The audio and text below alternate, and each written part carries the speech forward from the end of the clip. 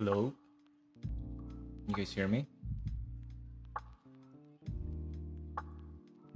I was a bit worried because YouTube was sending me some scary messages. It said that I didn't have any connection, so I prefer to begin right away. How are you guys doing, by the way? To the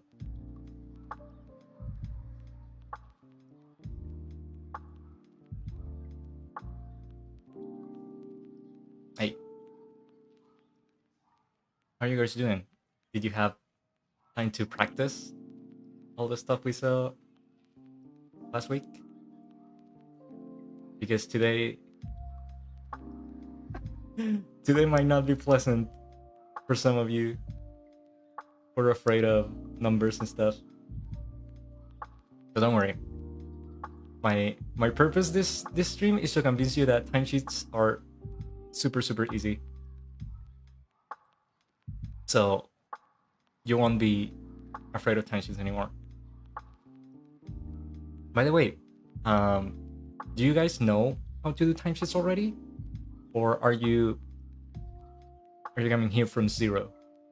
Because if you have zero experience with timesheets, this is going to be very good. But because what we're gonna do is we're gonna begin from the easiest timesheets I can imagine, and then we're going to go to more and more complex. I don't think we're going to see some nightmare timesheets, but we might get a bit complex eventually. But it will be fine. You'll see that they're super easy. Hey everyone.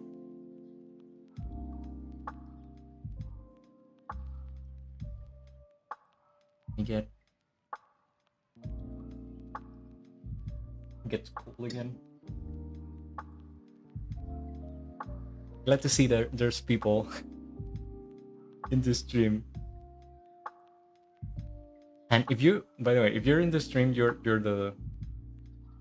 actually the wise one. I imagine some people might prefer to watch the other streams like layout and drawing and stuff. But if you really want to work for event, you have to watch this one or some other materials. But I don't think there's a lot of videos around of people actually doing timesheets one after another. So I think this one is gonna be useful for a lot of people, even if they watch the video after and not the stream. Why don't we go repaint them? And as always, remember you can just stop me at any moment, like, and write and ask me anything in the chat. Especially if I just go talk too much. Okay. Oh, you can also tell me if sometimes I'll use both sides of the screen, and if the model is blocking something, you can also let me know and I'll show you again. So, what did I do? I prepared a lot of stuff for this stream actually.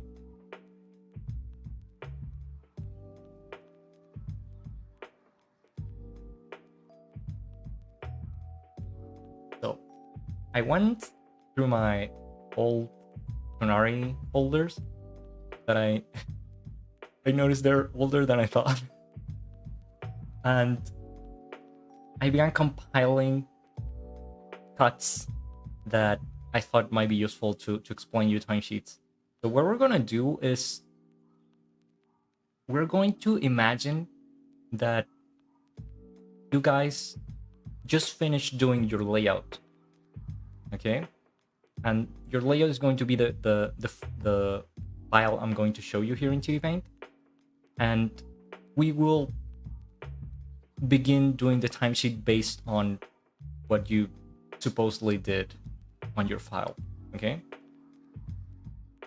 And we're going to begin from the very easiest cut, and we will then progress to some more complex stuff. Oh, by the way, this is actually one of the most important stuff in this stream.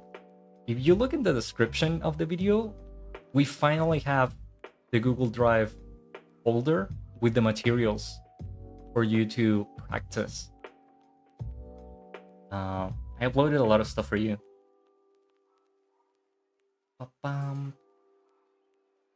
If you go to the link for a second, I put there the Tonari layout template that you guys always ask me. There's also the timesheet, the new timesheet. I put a copy of the Satsuma. Some of you guys probably know the Satsuma. The Satsuma is kind of an unofficial notations manual that has been going around the internet for years. And this version is the latest translated version to English, and it was made by someone in Twitter called Liz. You can get into the PDF and you will see her link. So you can also visit her Twitter because she has a lot of stuff from the Satsuma.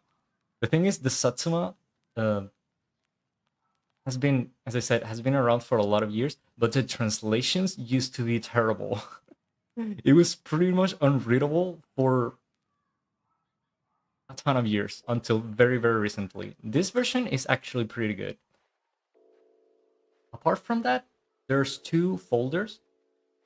One folder says notations, and these are some of the most used notations that you are probably going to use at work. We can talk about them a bit later. I can show them to you here on the screen. But they're simple notations, very useful, and they have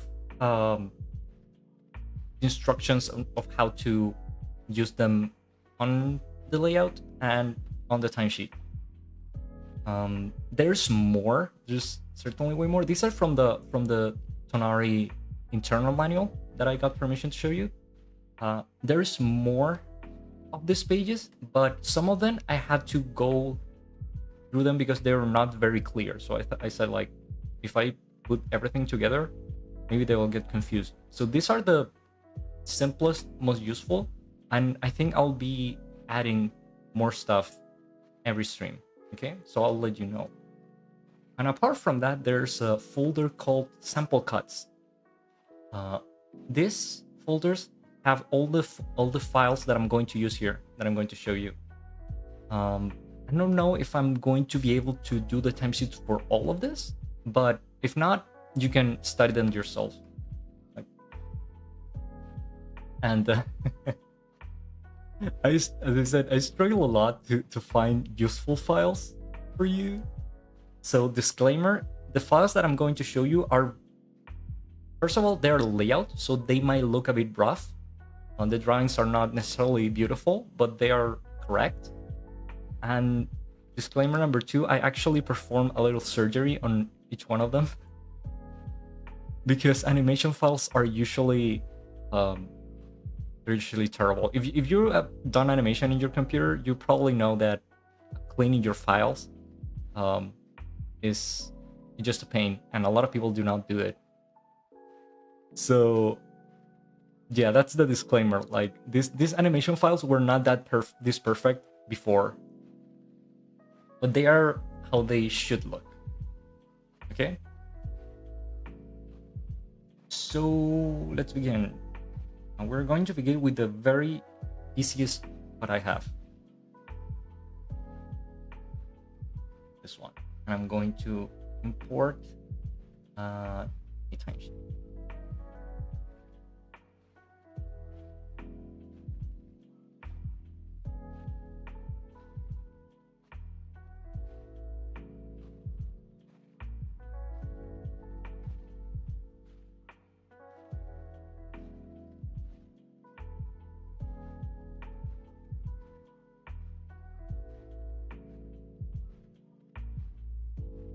Same one you have in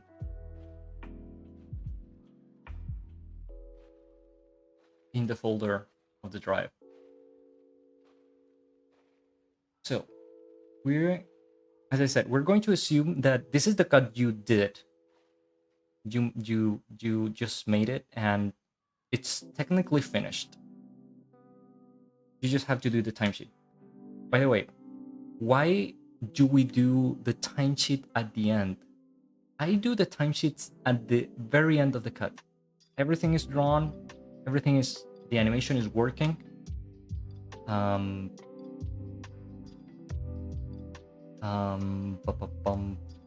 The camera is working, everything.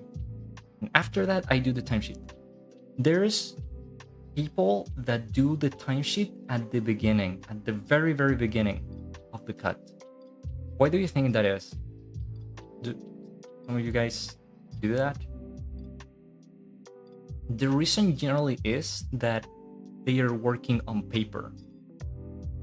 When you're working on paper, you don't have a timeline. You cannot like really test your animation unless you go to the other side of the studio and do a pencil test with the pencil test machine and stuff. So to guide yourself when you're working on paper and to not lose like the notion of what you're doing, you generally begin doing the timesheet at the very beginning of the cut when you're working on paper. When you're working on digital, it's really not necessary because you have your timeline and you can just play your stuff. Okay? You'll see what I mean here. So this cut is super, super simple. Let's play it a bit. It's just Gura, one cell, the background, and a camera movement, which is a trackback. And I'll show you the layers. So first layer, we always begin from the bottom. You'll notice that I always begin doing the timesheet from the bottom, from the background, and then A, B, C, whatever, and then generally the notations, the camera notations that go on top of everything. Okay, so from the bottom, we have the background. On top of that, we have Gura. On A, it's just one drawing. See, A1 and Tome, which is the notation for a still. On top of that, we have our camera notation, which is a trackback from A to B, which does this. Okay, so this timesheet is the easiest I can show you. But even though it is easy and there's not a lot to do, you still have to be how do I say this? You still have to go in order, just so that you don't mess the file. Okay. So same as I showed you last stream. We begin from the information on top of the timesheet. I'm going to do an extra layer on top just to not mess up the template. Title, it says it's here. Gura MB. Some of them say Gargura MB, but it's much the same. Gura MV. Music video. Episode, nothing. Scene, nothing, because it's just a music video, of course. But 21. About 21. Time, that's the duration of your cut. You remember? This one is 2 seconds plus 14 frames. And Genga, do you remember what goes in Genga? Is your name, your animator name, or whatever you call yourself. Yes. Doga, you don't have to fill it. It's for someone else. Compositing, someone else. And page, how many pages do you think it's going to have? That depends on the duration. So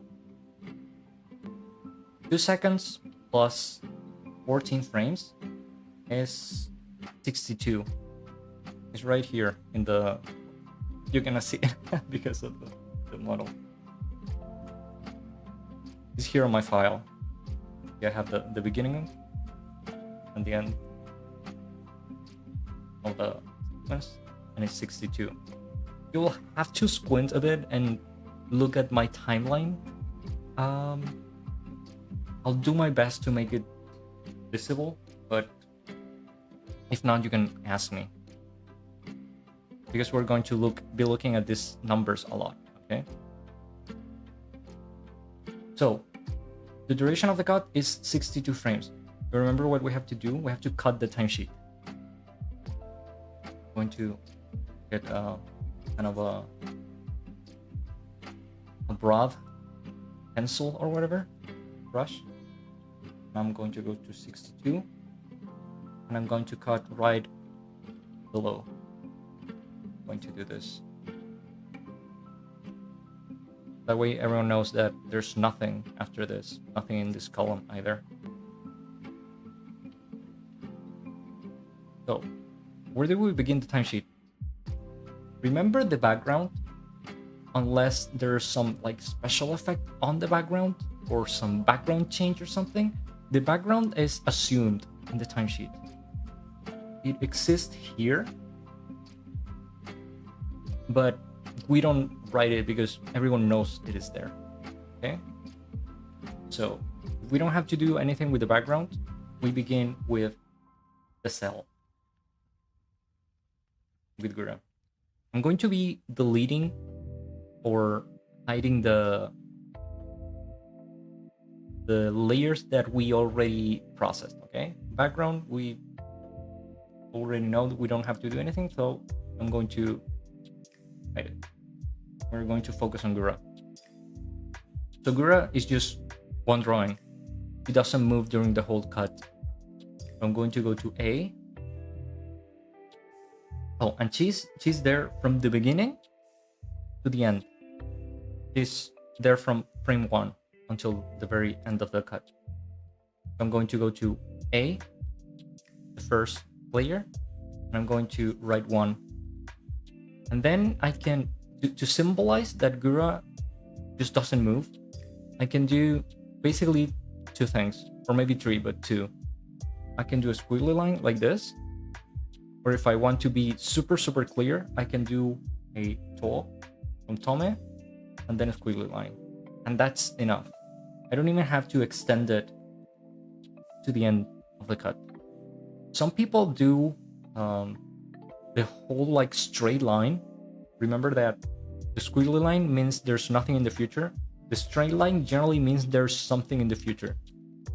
Some people will do the whole straight line until the very end of the cut, but that's really not necessary. And also, I generally avoid doing lines that are too long in the timesheet, like vertical lines, because they get visually confusing, because we have a lot of vertical lines and squares and stuff, and if you do like a super long line, it gets visually confusing. So I try to avoid that. So Gura, one drawing until the end, and we don't have more layers. But we have a counter notation, which is the track back, right? So we already processed Gura. We take a look at the notation. I'm going to hide my camera so that you can see better. It doesn't look too dark. Camera notations generally are done in red. You can see this one is very simple. The camera covers a small part or a smaller part of the screen here with this square inside of the screen, and then it expands until the border of the screen. Can it go further than the border of the screen of the template? Yes, but in this particular cut, it wasn't necessary. The border is enough. So it is a trackback from A to B. Trackback from A to B, right? What do we do in the timesheet? We go to the memo area, remember? Right here. Here we have to write most of the, if not all, the notations, especially the camera notations that we do. There's some very specific notation that I'm going to show you that do not go here, which are like layout exclusive notations, but most of the notation, especially camera, go here, okay? So we have a trackback. We only have to write TV. That's, everyone knows it's trackback. From A to B. Do not mind the direction. Here is diagonal or something like that. Do not mind that. We're just saying it is from A to B, and that's it. Okay. And apart from that, we have to write it here in the camera column. Remember this one? It has to be in both. So we write it here. DB. Same. And we extend a line during the duration of the camera movement, which in this case is the whole cut from beginning to end.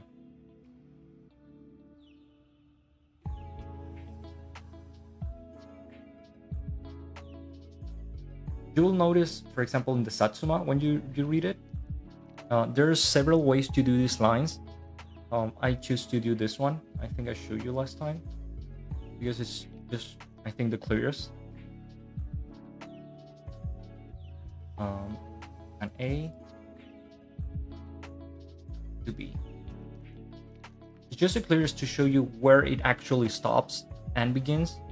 Some people, even myself before, I used to do it like this, for example, B and an arrow, and you don't know if the movement is ending here, for example, or here. But if you do it like this, it is very clear that's ending there. And just because we're going to be nice to our PA, to our Tonari specific PA, we're going to fill this part, which, as I said, most timesheets do not have. So here's asking me, how many cells does it have? We only have one cell, which is Gura in A. So 1, and the total is 1. That's it. And that's pretty much our timesheet, and 1 page. Yes. 1 page. That's the timesheet. You see, it's the easiest timesheet I could show you. But now we're going to go just a bit more complex. Let me read the chat before though.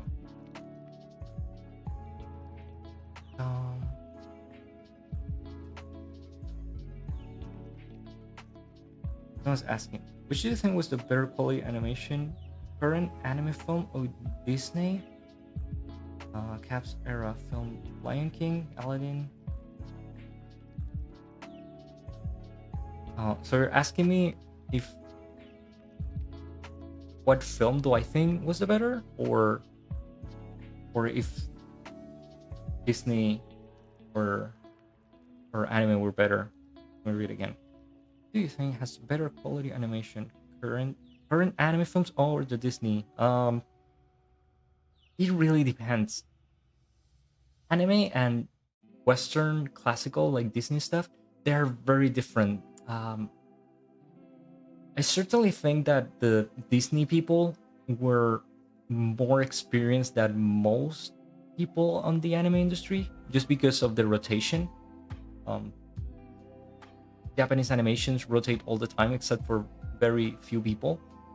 So there's certainly more experience in Disney stuff, because it's a long career, right?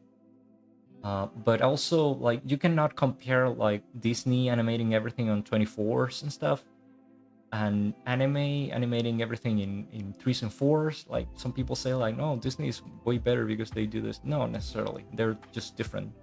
um, Different how do I say this? It's like a different language, different way to tell your story. As I said, a lot of times animating in ones or twos in anime it just looks wrong, because people are uh, used to see 3s and 4s. Okay, so it's very hard to say if current like anime movies are better than like old Disney movies. I don't think they are, honestly. Maybe movies from the 90s and beginning of the 2000s, I could say like, oh, this looks better and maybe more complex than a Disney film, like I don't know, X, for example. That movie is insane. It looks insane. Or Metropolis. I was watching Metropolis the other day. Metropolis is also insane. Like, when you compare them, sometimes you could think like, hey, like the Disney film looks a bit simpler, but also like they have uh different publics. Like, Disney films are generally for children, which do not need insane details on the drawings and stuff like that, and anime films are generally for more adult um publics. So yeah, it's very difficult to say that if one is better than the other. um Someone else is asking, would you mind if I ask whether you have experience working on paper? Yes, I actually learned to animate on paper, and I animated on paper during my whole like college years and after that. And then I reluctantly had to change to digital. I prefer to draw on paper, actually. Uh, you get very fast, and and I get very comfortable when I work on paper, and I think the drawings look better, and you can actually keep them, which is nice. Um, but yeah, I had to change to digital and pay 1,200 euros for tweeting. Hey, Nika's here. Hey, Nika. Nice to see you here. Nika was the person that did my model. This Nika is amazing. I don't have enough words for Nika. Great to see you here. Um, Someone's asking, because how would a moving BG be notated? Like, it walks if we only see the character move up and down, but the BG moves back. I know there's some speed notations involvement. Yes. That notation, but well, you could do it several ways. But one of the notations that are useful for that is follow, the follow notation, which is in the folder um, of the drive that I gave you. The follow notation, I would have to explain it to you because it's not that intuitive, and it does have those speed notations that you have to do even if it is digital. So I will eventually explain you how it works, okay? But again, that's one of the most used, but you could do it several ways.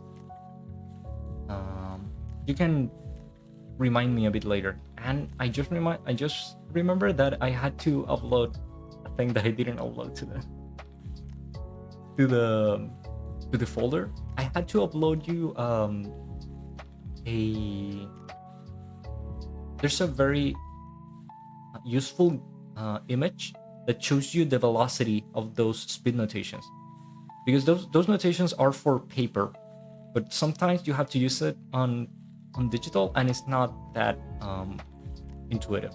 So that image is super useful. I'm going to look for it and I'm going to upload it. I just forgot to do it. Sorry.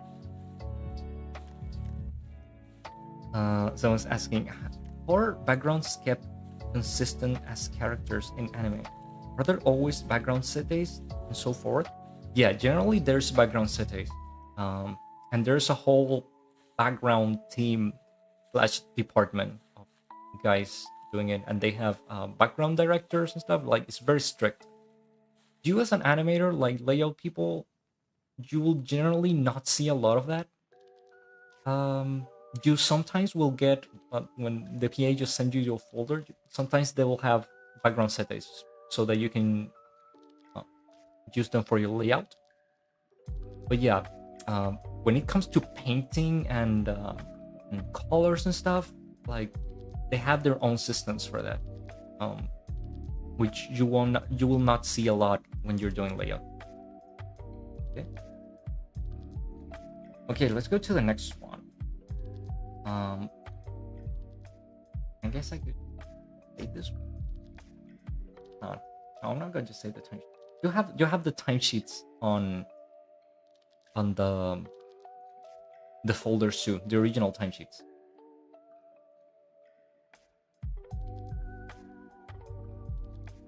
Just loaded.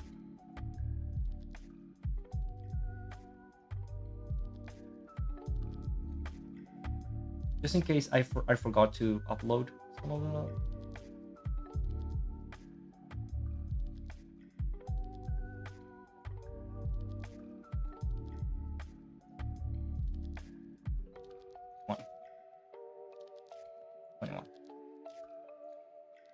Oh, another important thing, if you take a look at the drive folder, the structure of the folder where the cuts are,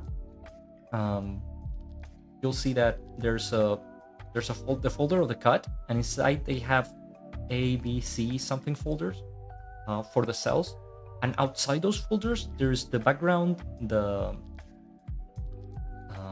a video preview, a PNG preview of the cut, and the notation. That is the actual structure you should use to export and send your cuts. Okay. When people ask me how do you export all of this and how do you compile it to send it to the PA, that's the way you should do it. There are some people that, for example, do not put the cells inside folders, which is okay too. Like they're not going to say anything about that. But when you do that and you have a ton of drawing, you'll make a mess of a folder. Some PAs do not mind. I prefer to put every cell on or every layer in a separate folder. Okay. So you can take a look at that and kind of memorize it.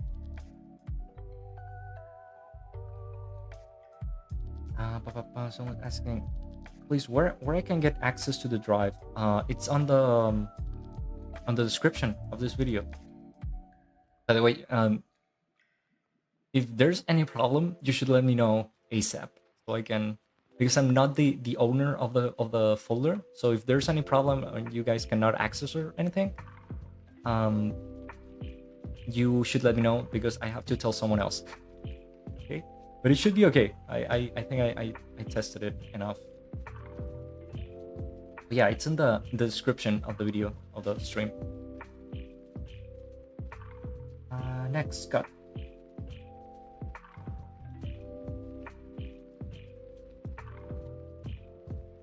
This.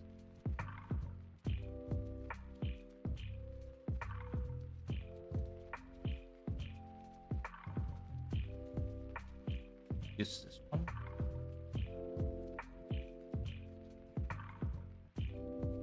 I'm going to grab green.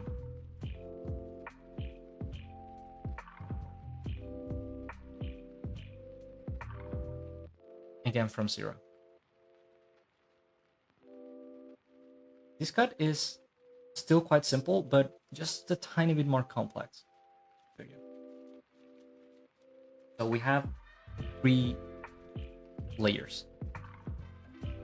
We have a background, and then we have 2 gurus, because you notice she's reflecting on a mirror. So we animated the reflection and the actual character. Layer A is the reflection. Is this.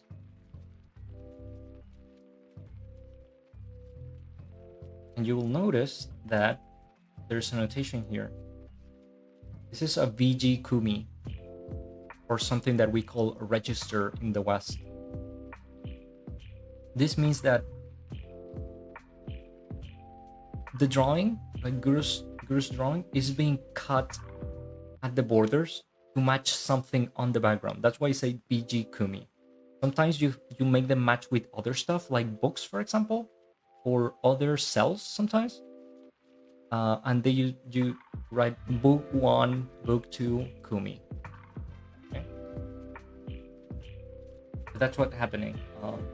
You see she passes a bit over the edge here, the red edge. But the people in compositing are just going to cut that so that she matches the border of the mirror. And on top of that, we have B, which is the actual character. And they do the same movement at the same time. They are synchronized, of course, because it's a reflection.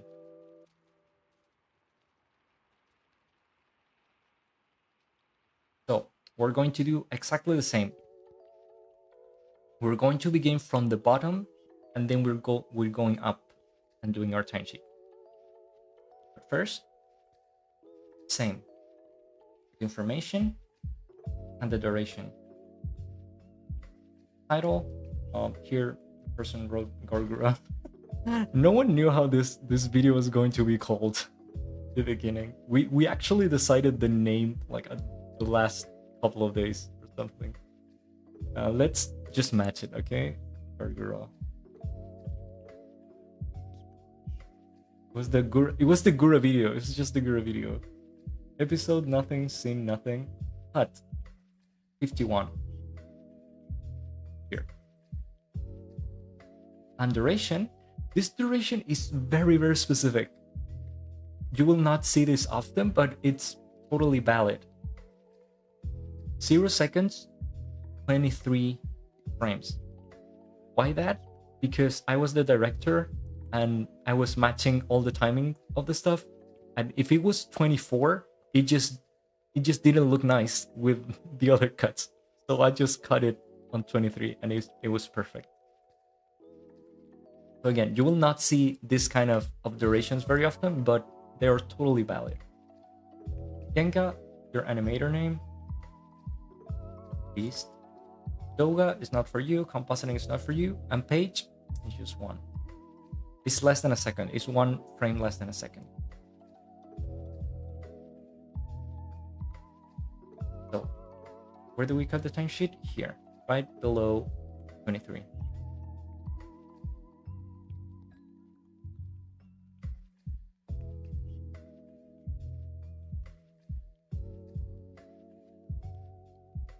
Let me see if we don't have any questions.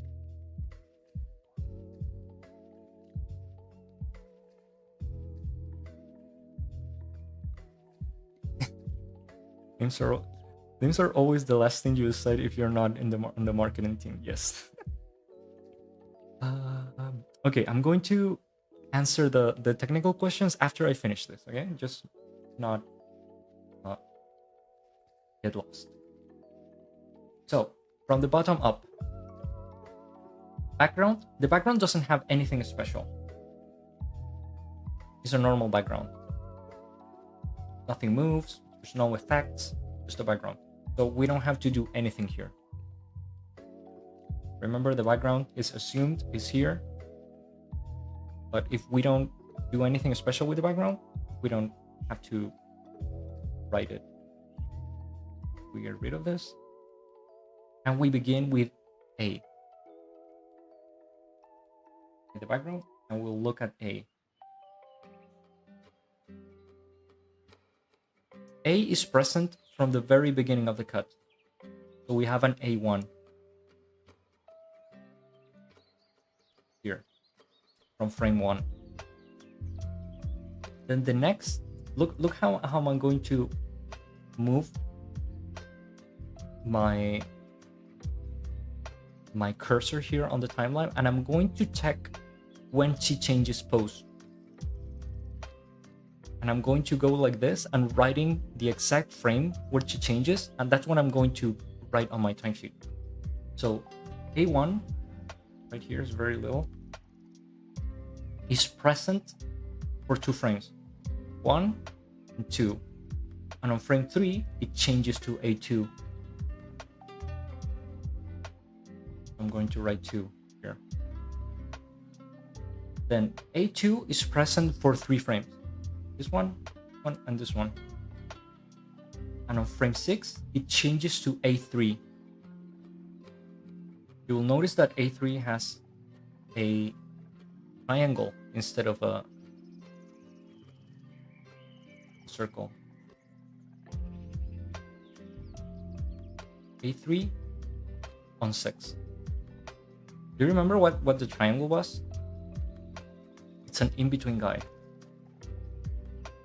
It's technically an in-between, a drawing that the Doga person or the assistant animator is going to complete, but you give them a hint because the movement is a bit special.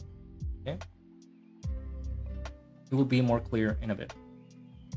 A3 on 6, it lasts for 3 frames, 6, 7, and 8, and then on 9 it changes again. This time is A4, and it's also an in-between guide. A4 on 9, like that. And this one is present for just 2 frames, 9, 10, and in 11 it changes to A5. A very small change.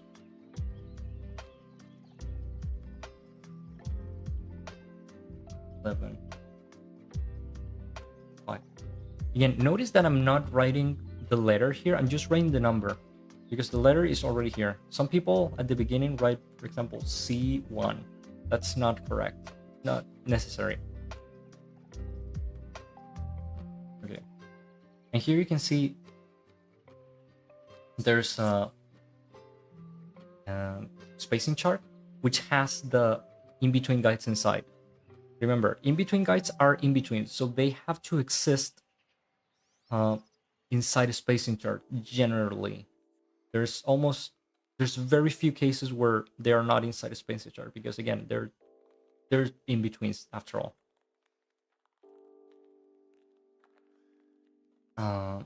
A5 on 11, and after that, this one lasts for 2 frames here, and then on 13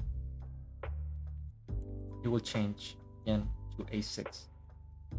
And A6 is the last drawing of this layer A, but it lasts until the end of the cut, until 23. Okay, it's held. So what do we do there?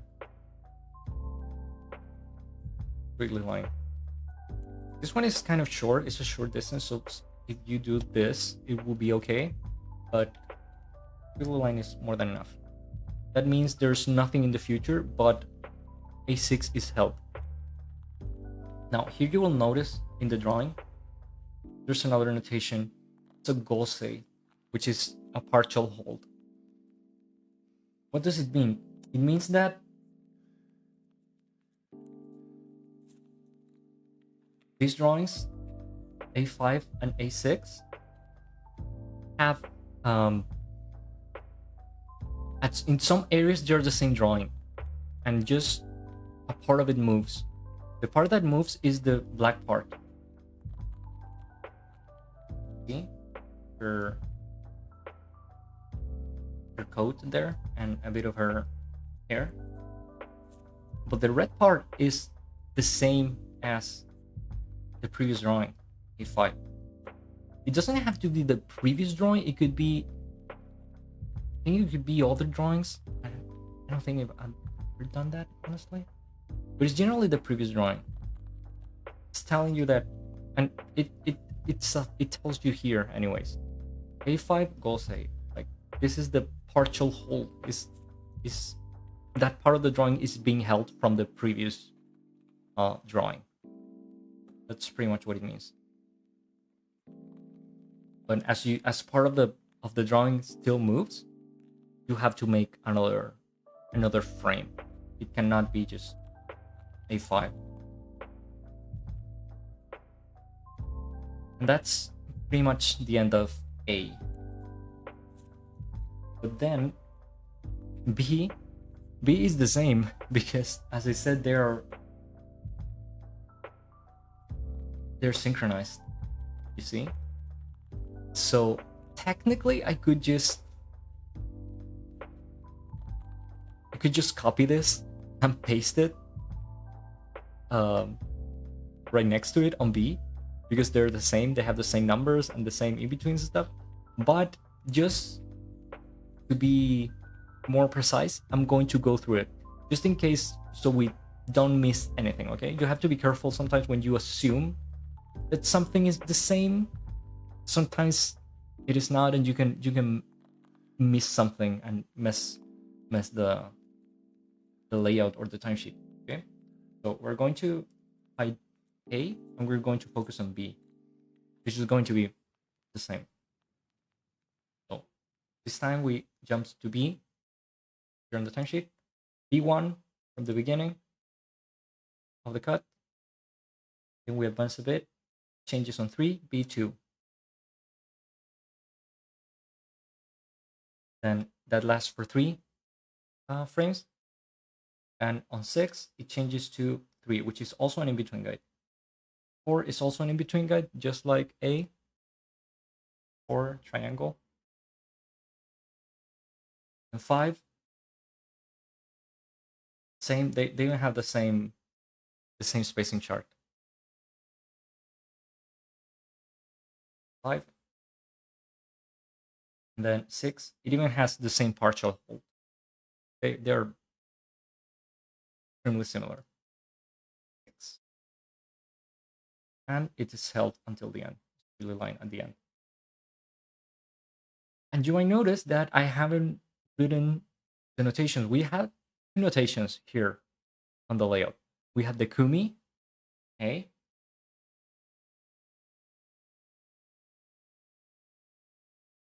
the kumi, and the partial hold on A and B. But these are those cases where these notations are layout specific. You don't have to write them here on the memo. Okay, they're just not necessary to be here. You can just leave them in the layout.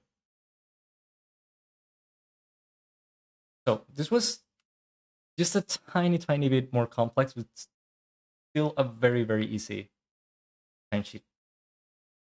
Are you noticing that doing the timesheets is actually very fast? There's just very few cuts where you'll say like, oh, I don't have time to do the timesheets or stuff like that. Like, no, like it only takes like a minute to do a timesheet. And again, just to help our Tonari PAs, we're going to count the frames. In this case is 6 on A and B. 1, 2, 3, 4, 5. If there was in-betweens, for example, not in-between guys, but in-between, they don't have a number like this, you have to count them too, because there are going to be extra drawings. So A has 6 drawings and B has 6 drawings for a total of 12. That's it. We finished the timesheet. I'm going to save this one.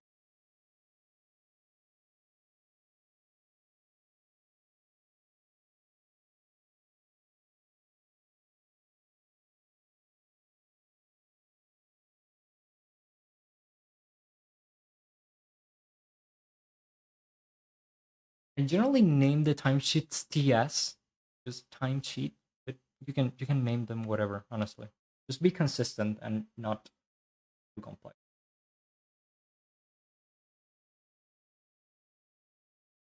Another thing you could do, and is generally good is that you export when you're going to send this to your PA, export a PSD Photoshop uh, file so that the director, if the director wants to rewrite this or just a part of the timesheet, he can just um, erase the layer where the things are written, and he doesn't have to like begin all of this from zero, which some directors like to do, but it honestly is a pain.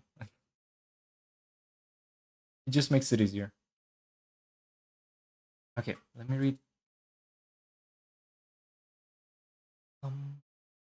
When the character wants to pick an object in front of them, the cell will become two, namely A and B. But once the character has picked it up, it will become one cell. There's a couple of ways to do that. I could explain you.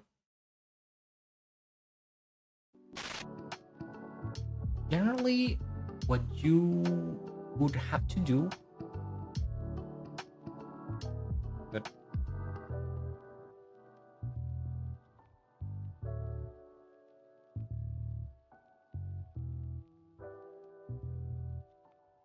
generally what you will have to do when cells collide is something that is called a cell transfer. It probably has a very specific name in Japanese, but I don't know it at this moment. We call it a cell transfer, uh, which is when you pass either the whole content of a layer to another layer or part of the content. Let me try to explain. Let's say we have A1 and B1. At some point, these layers collide, and we want to make them just one layer. The contents of both are going to combine. First, we have to choose which one we're going to keep.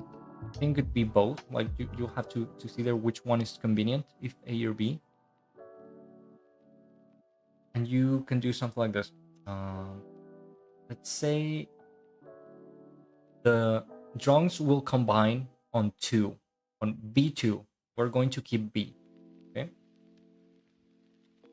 And after that, all of the content of A is going to be on B, and A is going to be left empty. Okay, it will have nothing on it. You do something like this. You can have, I don't know, stuff here, 2, 3, but let's say that you don't have anything. You have to do like a little jump with an arrow. This specific arrow, means that something from this layer has to the other layer. And I said something because you cannot specify exactly what, unless you do this, you do an X, and you basically cancel A. If you do an X after this, it means that A has nothing on it. All of the content of A has to be. But if you do something like, I don't know, 2, for example, and then there's still content here, 3, could you do something like this? It means that something from A has to be. And how do you know what? It could be, I don't know, a hand or something, part of the character. I don't know if the character was behind other character and he puts his hand over the shoulder of the character at the front, you pass the hand to the character in the front. But you cannot say here like, hey, I passed the hand. You cannot write it here. You have to look at the drawings. But you're telling the person who's reading your timesheet that something happened here. There was a transfer and they had to look to see what it was. Okay?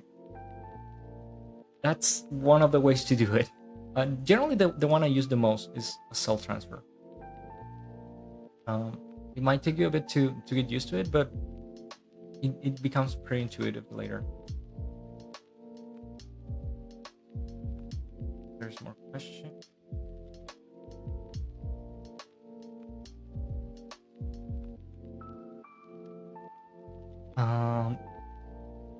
Josue is asking, was it necessary to indicate a partial hold if you're just making another frame entirely anyway?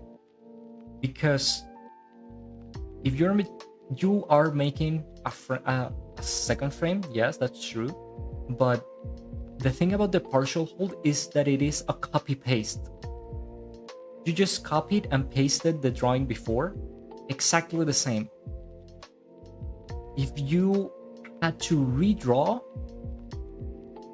the content instead of just copy pasting it, it will not look the same, because you can never copy something pixel perfect. And there's a if you have two drawings that they look the same but one is actually copied, they're going to vibrate because they're not going to look the same, exactly the same. And there's actually several notations to indicate that you want that, because sometimes it's just useful to make things vibrate on screen. For example, I mentioned last time, when characters get very emotional and you see their eyes like vibrate with like highlights and stuff, that is a notation that's telling you that you have to redo the drawing after that. Because if you do a copy paste like a partial hold, it's not going to move. But if you redraw it, it's going to be slightly different and it's going to vibrate. See?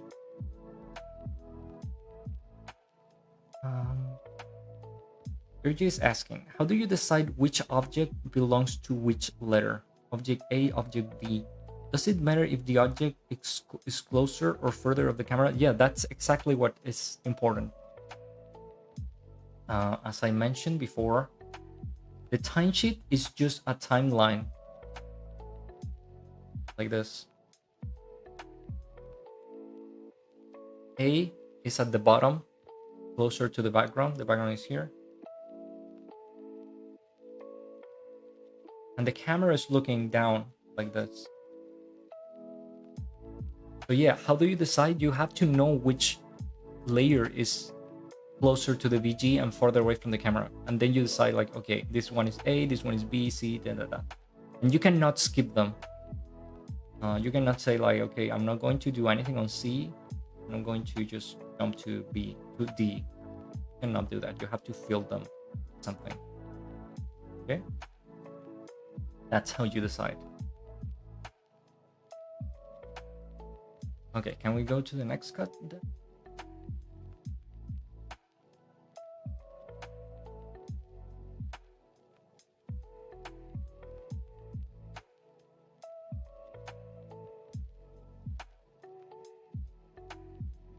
Let me see, because as I said, I actually did a lot of material for you guys. So I want to go in order, because I have some that are considerably harder. Here's one that's pretty fast.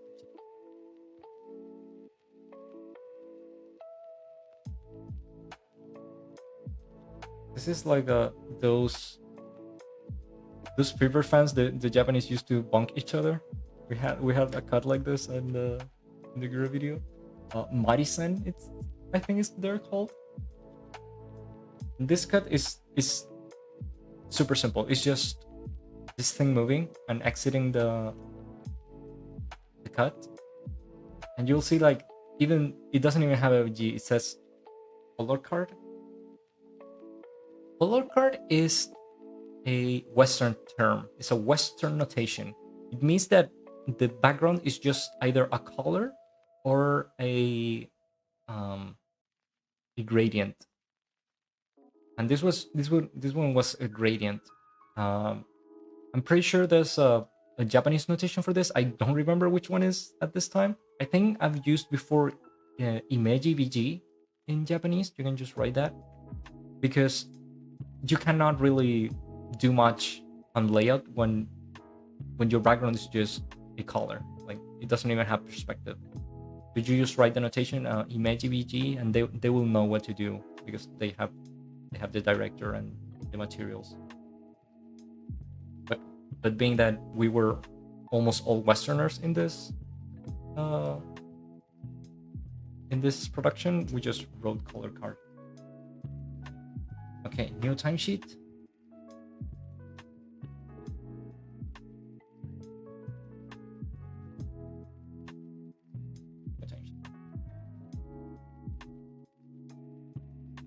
Go a bit faster this time because we're already getting used to it.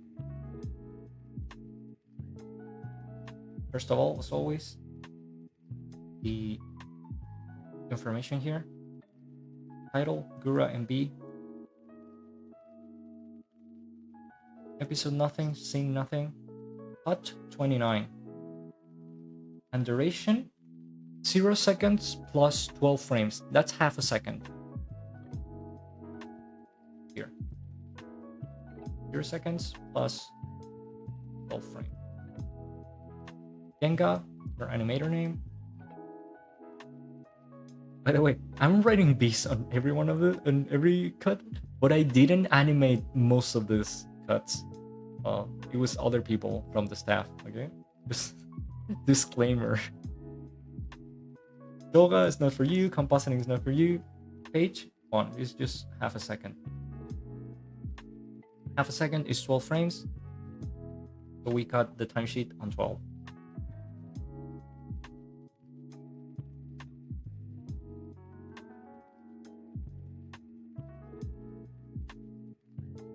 Like that. And then we go through the frames. As I said, there's no background and we don't have to write anything there. We just have A, which is this hand thingy. So it is present from the beginning of the cut, from 1. So we go to A and we write A1. Okay. Then in the very next frame, it just lasts for 1 frame. It changes to 2, which is an in-between guide. That in-between guide lasts for 3 frames, 2, 3, and 4, and then in 5 it changes to 3. Now this is a case where there is no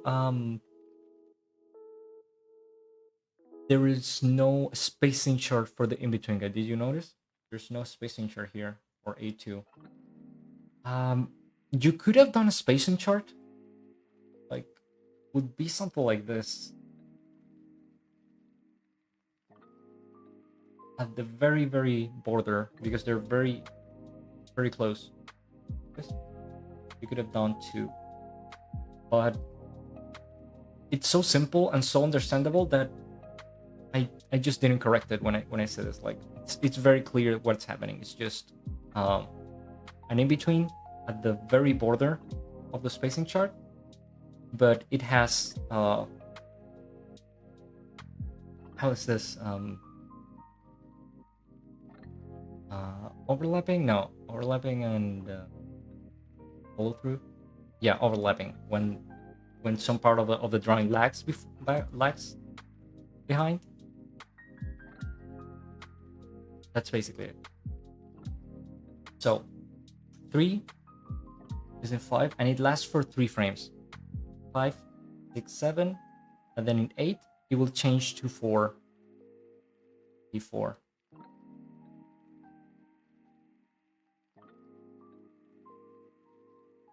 Like that. That one only lasts for 2 frames, and in 10 it will change to A5.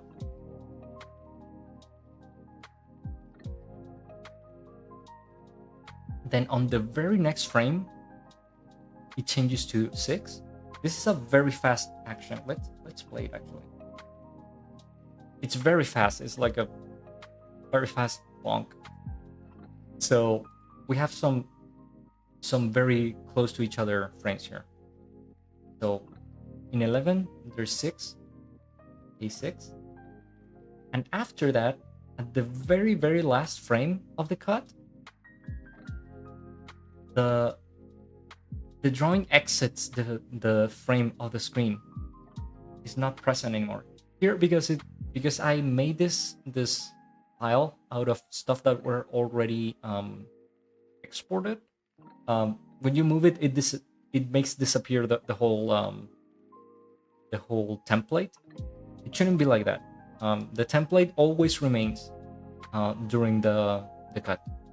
But just to show you that the actual drawing disappeared, it went out. Actually, it would have been useful if the animator would have written out here.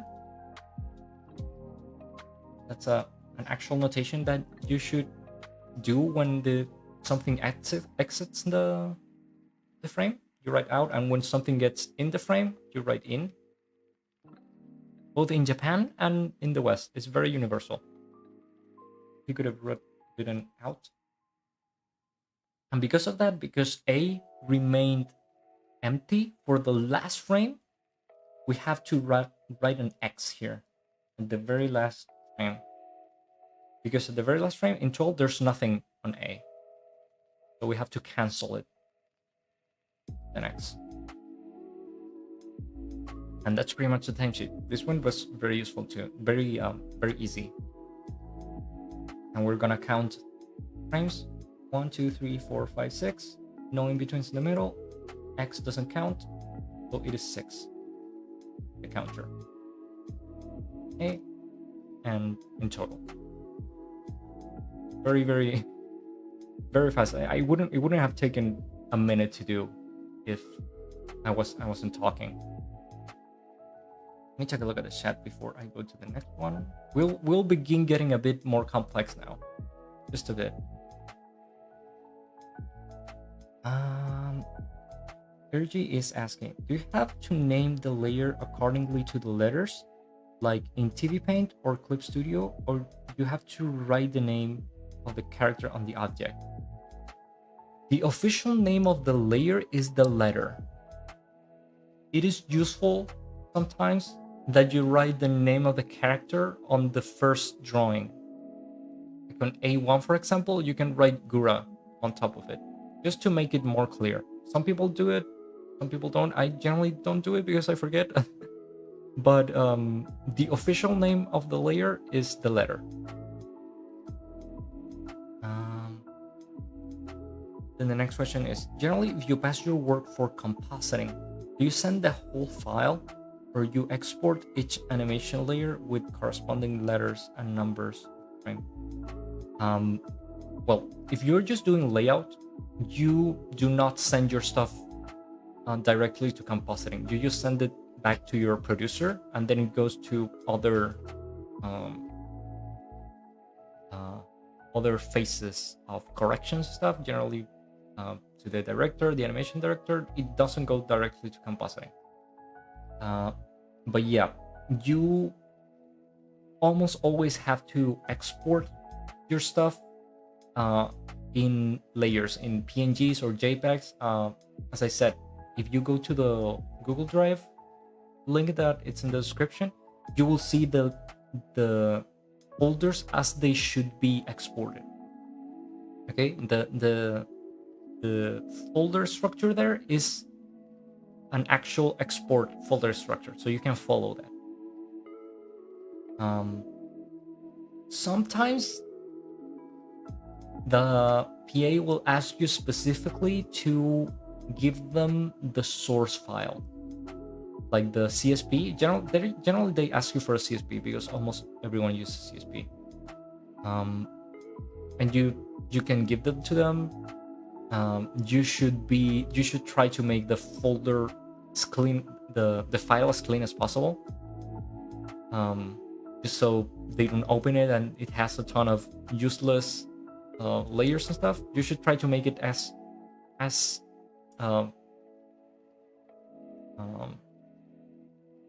easy as possible for them to process the file. If you are like me and you do not use CSP, you can send them generally a PSD. TV Paint can export PSD Photoshop file with all of the layers. They generally can use that. And if you definitely cannot, which is almost impossible because most softwares can just export several stuff, you can just tell them, hey, I cannot do it at the moment, and you just send them the JPEGs or the PNGs. But that's generally only when they ask you to do it. They have only asked me a couple of times to send them the PSD or the CSP file. That's actually a good way to talk about this. a lot of people ask me when I'm talking about timesheets, or they will comment that they cannot wait until the Japanese stop using timesheets, because they say, oh, timesheets are remnant of the past, like from when you used to actually shoot the stuff on film and stuff. You would That's where timesheets come from when people use multiplying cameras, like the actual um physical cameras to shoot your stuff. But the thing is, I don't think timesheets are going to disappear anytime soon. And why is that? It's because timesheets are actually extremely useful. Maybe not for you that you're doing layout, because when we're doing layout, we have the file, right? Like the digital file, and we say like, okay, everything is in the file. The timing is there, the spacing charts are there. Why do I need to do a timesheet? For you doing layout, it may not be that useful, but for the director, when they receive your cut, the timesheet is extremely useful, because the timesheets are they are like the X-ray of your cut. Imagine it like this. If you're a doctor and you get a guy that has a broken leg, I'm just inventing. If you're a doctor and you receive a guy that has a broken leg, you have to know what's happening inside that leg. And there's two ways. You either take an X-ray, or you open him and take a look. The X-ray, the timesheet is like the X-ray. It's the easiest way and fastest way for the director to see what's happening in your cut. I can pick any timesheet, and in a couple of seconds, he can see if there's a problem in the cut. There's timing problems, or there is in-betweens lacking, or if the animator doesn't really know what they're doing. It only takes a couple of seconds at looking at the timesheet to know that stuff. If there's no timesheet, the only option I have is to dive in the actual file, in the actual digital file. And the thing is, as I mentioned, animators are always very messy with their files. Like 1% maybe of the animators actually take care of their files, of naming all of their layers that they should, and doing that kind of stuff, and erasing useless layers and stuff. Almost no one does it. So for the director, it is way easier to just read your timesheet instead of having to open your stuff right away and try to decipher what's happening in your file. Now, if they have specific corrections, like the Enshutsu, if he has to add, I don't know, add some drawings or some poses, he's going to have to open your file and, I don't know, extract the drawings, or maybe he will just open the folder and extract the PNGs. He's going to have to do that if he has to do like a post correction or something like that. But if it's just a timing correction, or if there's no correction, maybe it's more than enough to just read the timesheet, and it only takes a couple of seconds. That's why the Japanese still use the timesheet, because it's just so useful. And you will have to be, I think you have to be a director to actually appreciate well made timesheets. They're just so useful. So they're not going to disappear anytime soon. Sorry to tell you that. Okay. Reggie says, I'll request another stream or video guide about exporting animation for production. Thank you so much for the stream. It's very helpful. It would be great if you make a video with English and Japanese notations. As I said, we will go through notations a bit by bit, because there are just so many of them and they're very specific. In the meantime, you can go to the Google Drive and look at the notations that I uploaded there. Most of them are very self-explanatory, and you can read the Satsuma, which is also there, which actually explains you most of the stuff. You can go there and read a lot. Like you have stuff to read there. And I'm going to be explaining the notations here as they appear and as we need them. Okay. About exporting, I don't think it actually needs a stream itself, because probably you're not going to be using TV Paint. You're going to be using CSP. I'm not going to teach you CSP. So the easiest way and the way I learned to export is just look at the folders that I uploaded. Like that's the folder structure that you need to follow. So that's the easiest way to learn how to export. And then how to export your images, you have to know that from your software. If you're using CSP, you have to know how to export a PNG or a sequence, right? But sadly, I'm not the best person to teach you CSP because I just don't use it. Now, if at some point someone said that, okay, can you do a stream about TV Paint, because there's a bunch of people using TV Paint, I would do a stream about TV Paint. But I think that would have to be a very special request, because I don't think people use TV Paint that much. The idea of these streams are to teach you like actual animation and stuff apart from the software, because when you go to YouTube and look for animation tutorials, they generally teach you the software, and that's the thing I felt that was lacking, like people not focusing on the software and teaching you the actual skills. That's why I'm doing this basically like this way. Like, do not care about what software I'm using. I could be using this CSP, Krita, whatever. It doesn't really matter. What matters is the content that I'm showing you.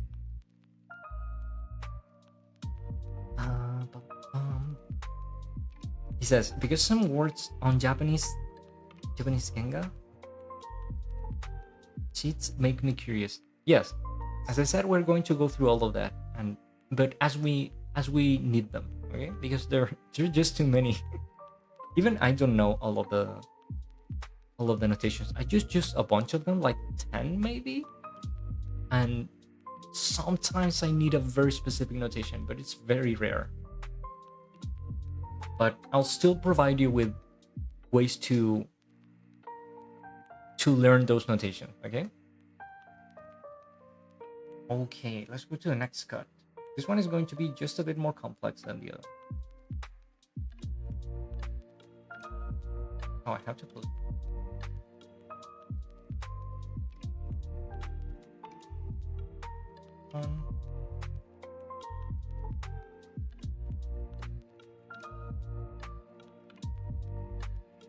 Okay, open it again. New attention. I think I didn't save the last one, but I don't think it's necessary. Like, it was very easy. Okay, this cut is just a bit more complex because it has a lot of books. Because remember what books are? Books are layers that are made by the background team but are not attached to the background. They can be in front of other cells. Let me show you. Here we have, I'm going to start from the top here because I have to like peel the cut to show you. On the top is book 3. Oh, maybe I should show you what's happening. This is the cut. Is Gura like getting closer to her webcam, and she's being reflected by the lens of the camera. That's what's happening. But to manage to make this effect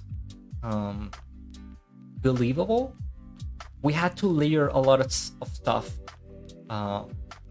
so it actually looks like a reflection. This is how we did it. On top of everything, is the webcam, the border of the webcam.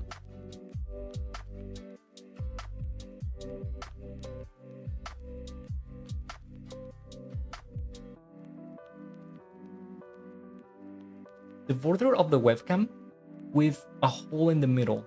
You see there's an X here. The red X generally means that there is nothing in this zone.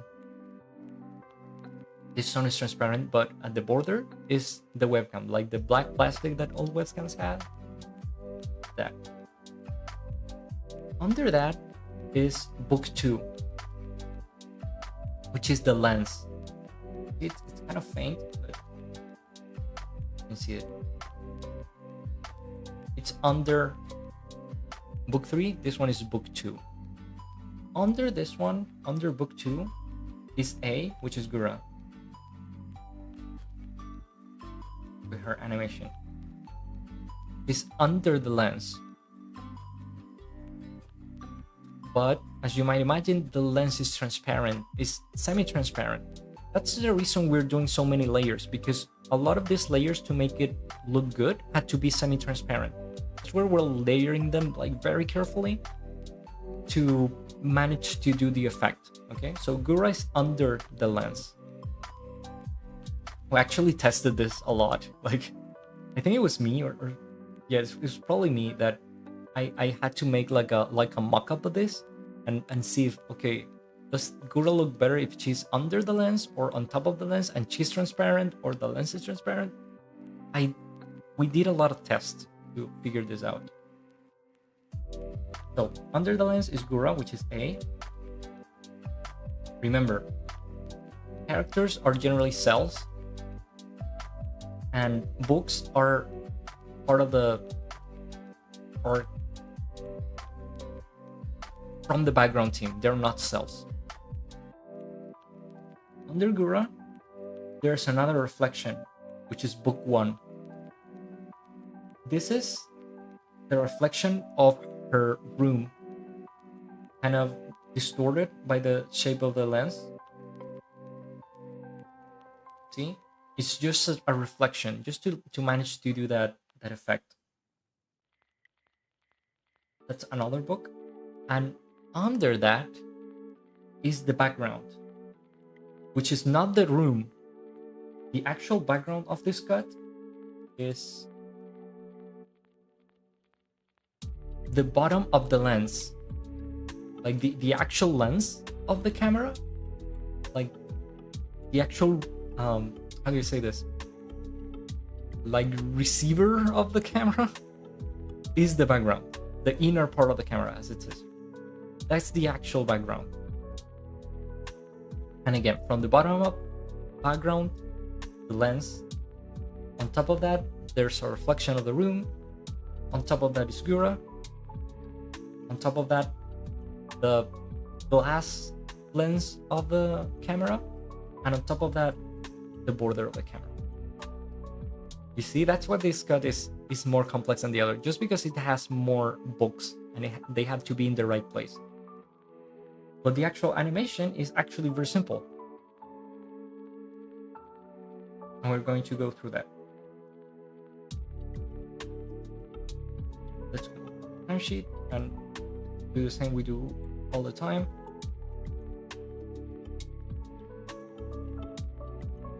First thing first, title.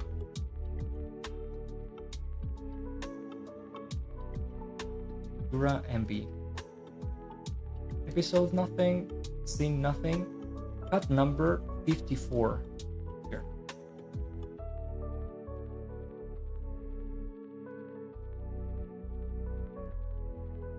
Duration 1 second and nothing else. 10. Those are, we all know, 24 frames. Genga is not for you. Oh, Genga is actually for you. Sorry. Beast, your name, your animator name. Doga is not for you. Compositing is not for you. And pages is just 1, because it's just 1 second. Remember, every timesheet has 6 seconds. You just need 1 for this one. Again, 1 second is 24 frames. We find 24 and we cut right under it. like this. And especially in this cut, because it has a lot of layers and they are all books, we will be especially careful to begin from the bottom. As always, from the background, and then we go up and up, filling our timesheet. So, background, there's nothing special with the background, no special notations, so the background is assumed. Rewrite nothing for the background. Then on top of the background is not A, is book 1. See, we don't go directly to A, we go to book 1, which is here. Book 1. This is something that when I opened this file to like prepare it for you, I was kind of confused because I couldn't remember why did we have a book right next to the background. Oh my god. Because they're right next to each other, and the reason is because book 1 is actually semi-transparent and the background isn't. That's why we need them to be different, and we had to like allow some freedom to the compositing people to see how it looked better. So we separated book 1 from the actual background. So book 1 is here before A. On top of book 1 is Gura A.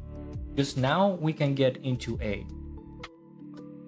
And you will notice that Gura is not present until frame 5.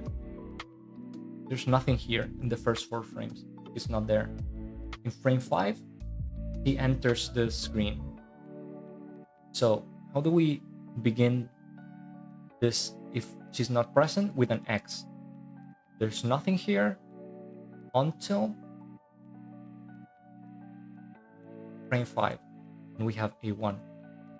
Notice the straight line is not a squiggly line because there's something in the future. It's a straight line. So A1 lasts for 2 frames until frame number 7. We have A2. 2 lasts for 2 frames. A3. 9. This one lasts for 2 frames. A4 in 11. Then we have a long like space here, you see? Why is that? It's not being held. It has in-betweens, which are here in this spacing chart. Okay, there's 2 in-betweens, one here and one here. 4 to 5 with the arrow that shows you the direction. So what do we do in that case? In the timesheet, we should go to the actual key that's after that. Here, you see it held for 6 frames, and in 17 it will change into A5 here. Now we can take care of placing our in-betweens. Now if you are the animator, you did this layout yourself. Like, you know where you want to put your in-betweens. I looked at the timesheet, at the original timesheet, and it was like this. It was in 2s. Okay, 2 in-betweens here. Remember, this only shows you the spacing. The timing is here. In the timesheet, you're telling them where exactly in time you're placing the in-between. They're different. But that's the thing. When you have to place in-betweens in the timesheet, it's generally better to go first to the key, write 5 first, and then see how much space you have in between the 2 keys, and then you can place your in-betweens. If not, you can, if you begin from 4 and then like this, you might get confused sometimes. Like you maybe um, make them last too long or too little. Generally, it's better to just go to the next key. And A5 is the last cut. This one is actually held. You see, there's A5 end, and it's held until the end. There's nothing after that.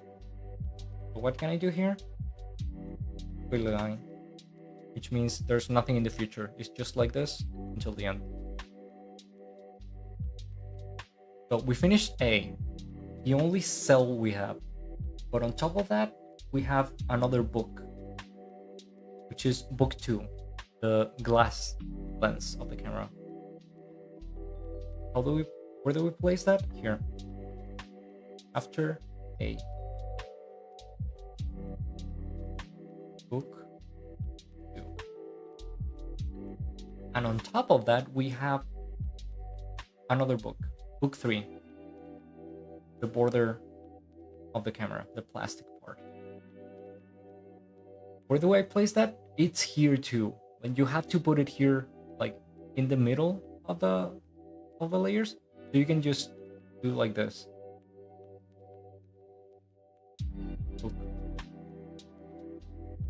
And that's pretty much it. There's no special notations here. This was maybe you could think like, oh, how do I communicate the transparency of each of these things? You could do it. You could say like, you could write here like transparency like 50%, something like that. But we were not that specific. We let the compositing team, we asked them to just make it look nice. If you really want to be specific, you could write here like opacity or something in Japanese, 50%. But we didn't do that. We let the compositing team figure it out, and it was okay, no problem. This cut actually ended up looking very nice. I didn't think it was going to look that nice, but we managed, so it was worth it. And that's the timesheet. Nothing else to do here apart from this. Can do here. How many cells do I have? Of course, X is nothing. We begin from 1, 2, 3, 4, 5, because I'm counting the in-betweens. 6, 7. We have 7 cells. Okay. 7. And there's nothing else, so 7 is the total. That's it. The timesheet's ready. Very fast.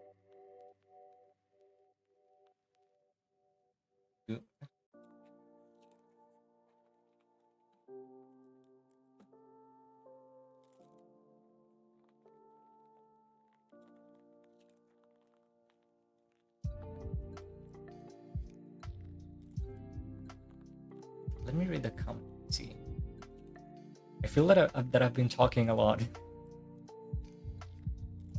And of course, my tea is cold now. Centering saying, software does not matter. Whichever allows you to make the lines on the canvas and you feel at ease with is all one needs to go with. Yes. For animation, for 2D digital animation specifically, generally yes. Generally, the software doesn't matter. Sometimes some softwares have useful tools that others do not have. Like for example, I always think that CSP's camera is better than the camera on TV Paint, and I wish I could do stuff that you can do on CSP that you cannot do on TV Paint. Like for example, following an object with the camera, like parenting it like you do on After Effects. You can do that on CSP, but you cannot do this on TV Paint, at least like that easily. In that case, you could say maybe that the software matters, but it's just very small stuff generally. You can go around it. Now, if you're doing, like, for example, I don't know, 3D animation, then it does matter because you have to. 3D softwares are more different to each other than animation softwares, like 2D animation softwares, and you have to like get into the um, ecosystem of your studio and stuff. Like, yeah, like if you're doing 3D, it actually matters if you're using like Maya or Blender, but that's another topic. Like, yeah.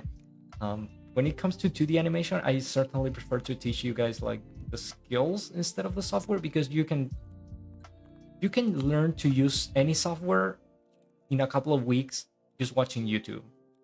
It always I remember I always got kind of mad at university and stuff when the course, like the animation course, was just about learning the software.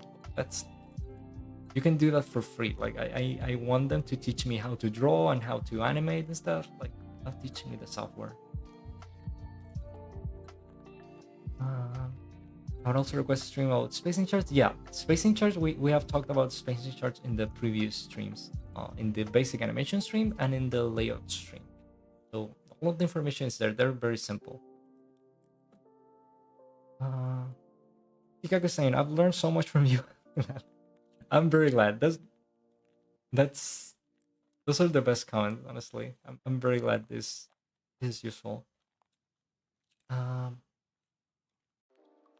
Bark is Bark is asking, what background materials do you have for layout artists to use for Gargura? We had layout sete actually. The Gura video doesn't have too many locations. There's like the beach and her room and a bit of the street, but we had background sete for those. Like, we actually made them. It would have been impossible if not.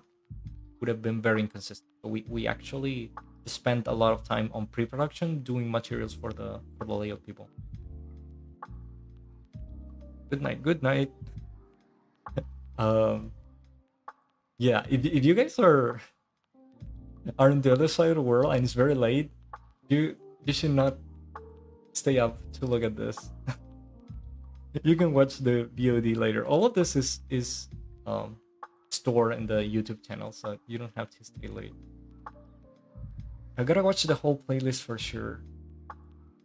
I'm from Hado. Hey, Abner from the Hachama server. Nice to see you here. Thank you for coming. I had good memories from the Hachama projects. She liked our project a lot too. Akbar is asking, just to be sure when it is appropriate to use in-between guides versus regular in-betweens. Would it be for the breakdown poses? Yes. In-between guides are basically the Western breakdowns. I mean, they are the Japanese version of breakdowns. They are basically the same.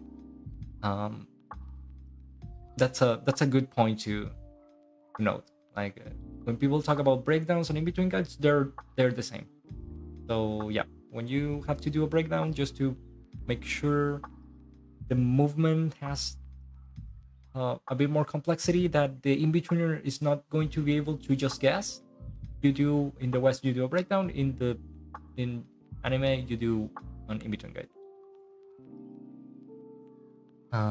Jose saying, I think pro animation schools teach software because certain software are industry standards. Yeah, I think it's honestly think it's more corrupt than that. I think that the software companies lobby a lot the schools, like the guys from for example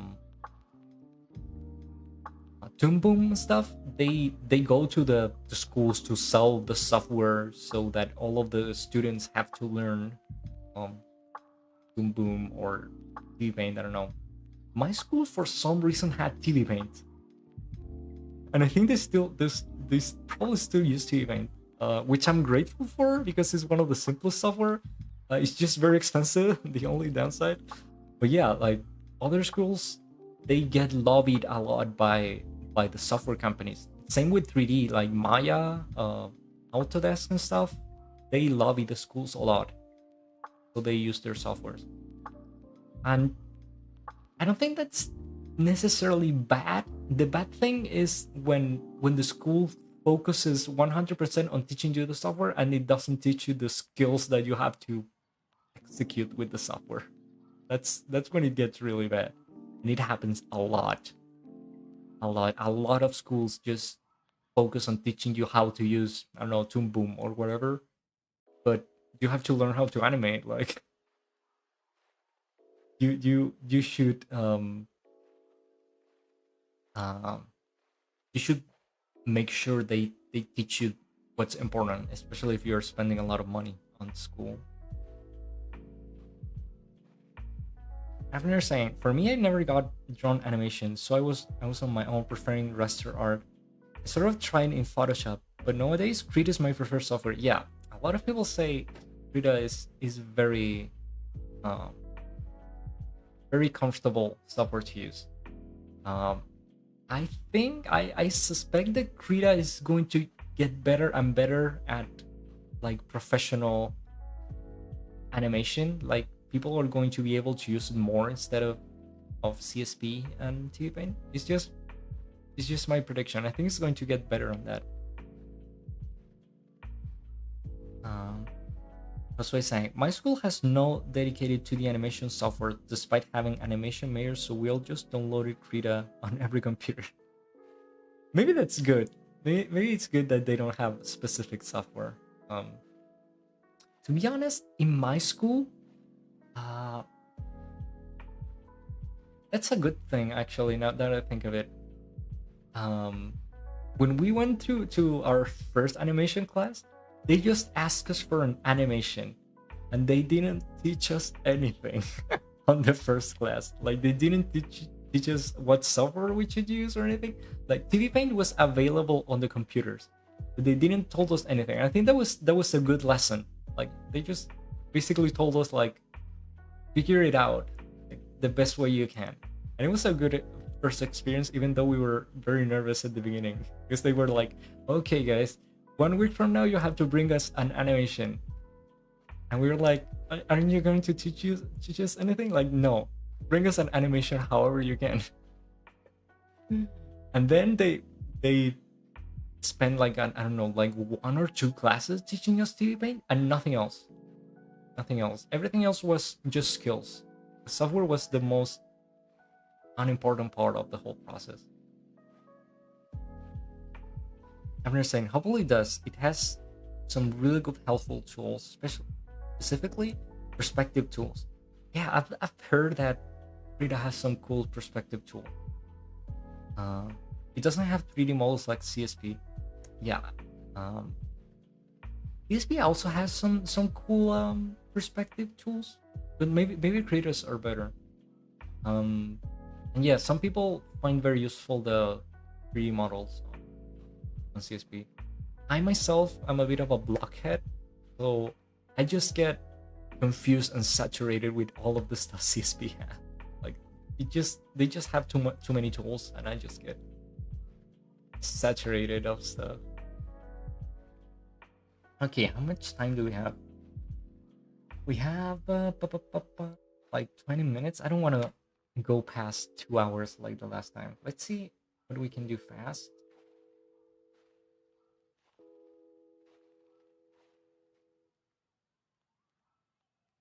What cuts do interest cuts? I don't want to throw you like a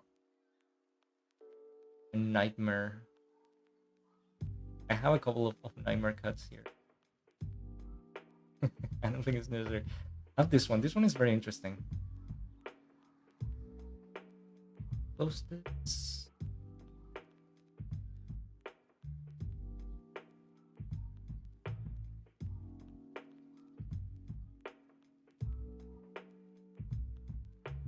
It is very interesting. Even though it doesn't have a lot of movement. Now, disclaimer. This is not layout. This is actually Genga. That's why it looks way nicer than the other cuts. Like the drawings are way cleaner because this already went through in Chitsu, like director and animation director corrections. The reason for that is that I couldn't find the original layout, so I had to kind of assemble this one with Ginga, but it's the same. It's the same. Like the structure and the things I want to show you are the same. So the interesting thing here is that it has a lot of layers too. It has some books and stuff, and it has some interesting camera movement. Let's begin from the bottom.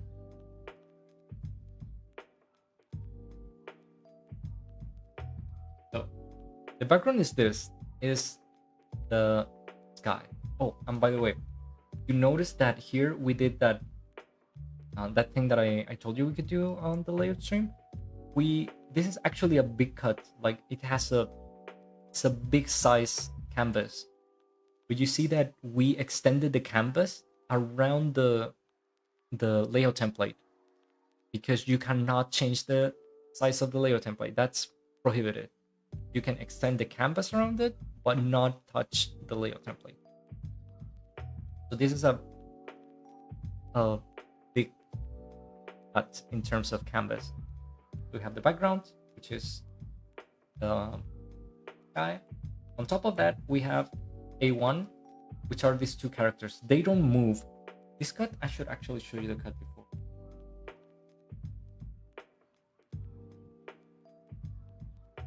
What's happening? See, it is basically still, and all of the narrative is happening through the camera movement. And there is an extra effect at the end. You see that white that covers the whole screen? That's a white in. That's also on the timesheet. I'm going to show you. So, yeah, from the bottom. Ground. Then we have A1, these two characters. Why the two characters in one layer, just in A? Because they don't move and they're both in the same place. So I can do them both in just one layer. I don't have to separate them because they're just one layer. On top of them, there is B1, which is this like dust cloud. Okay. Why is it a cell? It could have been a book, but in my opinion, the cell looks better. Like if it actually, for this specific case, if it actually painted like a cell, like with just the paint bucket and stuff, like you paint all cells, I think it looked better. We could have decided it was a book and it was painted by the background team, but it didn't look that natural. So we decided it would be a cell. E1. Also, a tome. It doesn't move. For tome, the notation for hold. On top of that, there is a book, which is the ground. It's like a sand because they're in the beach. Here's something to know though. This book is on top of this cloud. So the cloud is going to get cut here at the bottom. Not going, this part of the cloud is not going to be visible. Here, because I have to show you all the layers, all of the layers are transparent. That's why we can still see this part of the cloud. But in the final image, this is going to be covered by the ground. Okay, that's why this is a book. The ground is a book and it's not part of the background because it is on top of A and B. We have that book. On top of the book, we have Gura running. She's C1, also a tome. And on top of Gura, we have the cat, the video, which is which is Okayu, the other VTuber. They said like, okay, we're gonna make her a cat. We gave her, looks like her. She's on top of Gura, like kind of censoring her. Why is the cat another layer? If I remember correctly, it was because we spent some time moving her to see where we could put her so she would like cover Gura better. I think that's the reason why she's another layer, because maybe it could have been just one layer with Gura, but I think that's the reason why it is separated. Like, is the one.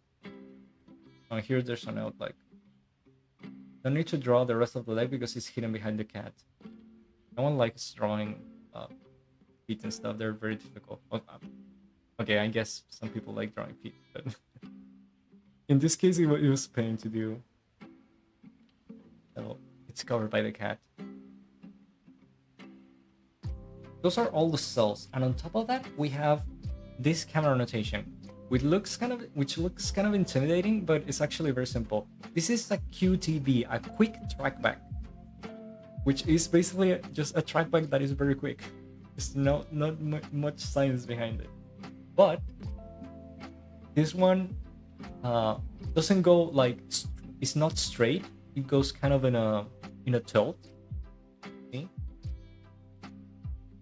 This, the camera actually tilts when doing the trackback, and it has a what's called a feathering. What was the word? I think the word was feathering, which means that it actually deaccelerates. That's what this means. Generally, when you do something like this, like a squealy in camera notations, it means that it's deaccelerating. Sorry, I forgot the word. Was feathering or fairing? I forgot the English word, sorry. But that's basically what it is. That's why it is. This one doesn't go from A to B like most trackbacks or pans. This goes from A to B, where the deacceleration begins, to C. Actually, I think the camera here, the camera work could be better. I think it's sloppy doing it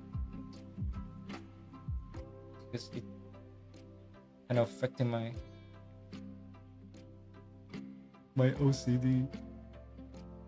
Camera.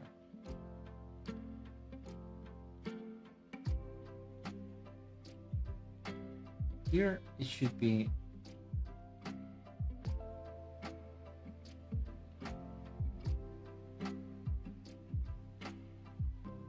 happens because this is a very quick movement.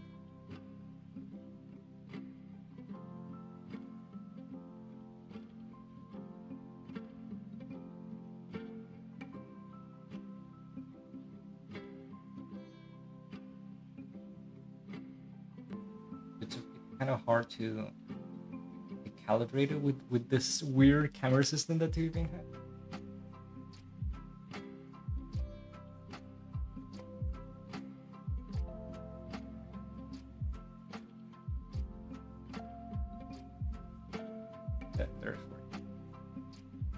Yeah, so the camera goes very fast from A to B, and then from B it begins deaccelerating, and it goes very slowly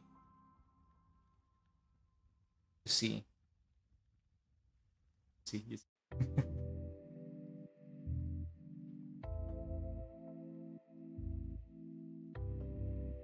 and apart from that is the white in. Is this effect to just fill the screen with white? This is just a white layer on top that I made that just begins to augment on opacity. For the layout, when you export this, you don't have to export like this whole white thing. It is a notation.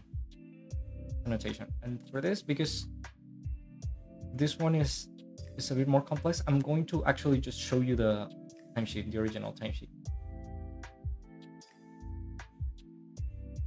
Here it is.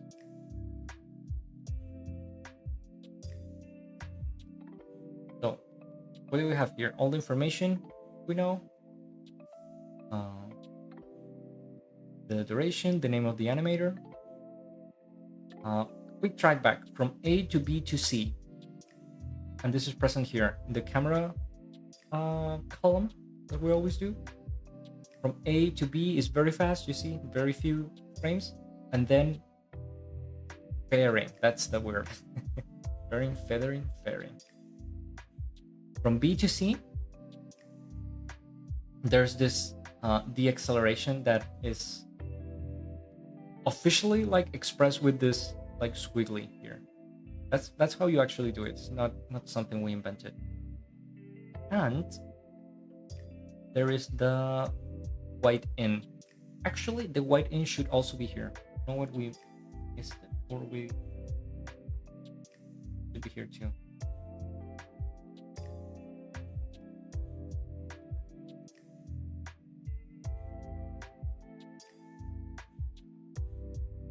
An extra thing that should be here. To separate all of this so it doesn't get mixed with all of it. Some people like do these circles here. I generally personally do a star just because it doesn't get lost. So every time I have a new notation here or a new comment, I just do a star here. Everyone knows that the new is a different thing from the other. This also had a Gaussian blur for B, which is the dust cloud. This is kind of a personal notation that I just sent to the compositing people, because as I said, we were all Westerners. So I said, like, just do a Gaussian blur like on 15, which is we were using Adobe Gaussian blur standards. So the same. This is when you do a Gaussian blur in Photoshop or After Effects and you put it in 15, that's exactly what I wanted. So I said, Pixel Gaussian blur 15. There is specific Japanese notations for this. And I think I put it on the folder. If not, it's going to be added eventually. As I said, like the notations I uploaded to the drive are the most used and the best explained notations that I found on the manual. The other ones, there was more notations, but I think they need to be the images need a bit of a modification to be understandable, because even I read through them and I was like, this one is very difficult to understand, so I didn't upload them right away. But they're going to be there. I'm going to let you know when. But yeah, those are the notations for this one.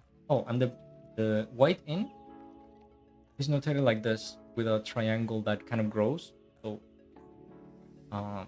it goes from like nothing, from 0 opacity, and it grows until you make it stop a specific frame. And it's the same amount of frames that I'm using here. It begins from 51 in the timesheet. Here, this is frame 51 right here. It's here, and it grows in opacity until 85, I think.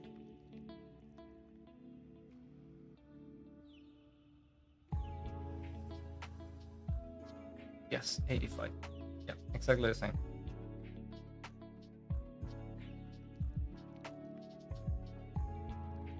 Yeah, so this cut was interesting, especially because of the notations it had.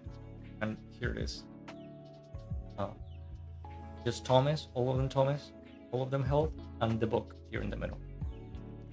This one is filled here because this is this already passed through Doga, I think, this timesheet specifically, but you can ignore this part for layout.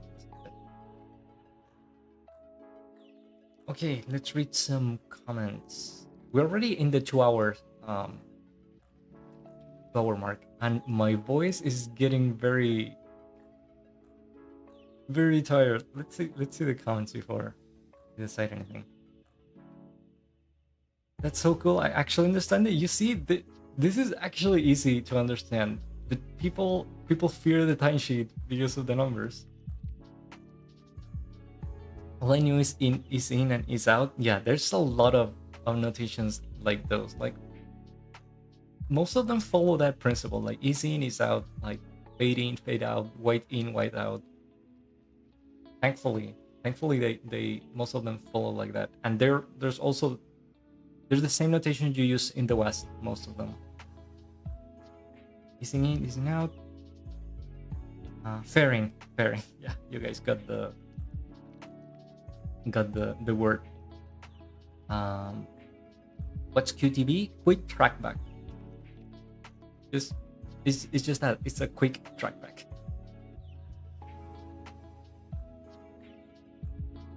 People feel the timesheet because it looks like Excel. Yeah. I always tell my producer friends that I would be a good producer except for the thing that I hate, Excel. Like I think I would just go insane. Like I can do anything a producer can do except Excel. Like it just drives me mad. That's why I appreciate my producers a lot because they take care of Excel for me. Okay, we do an extra cut. I think I should show you like a difficult cut before leaving. A cut that's just a tiny bit more nightmarish.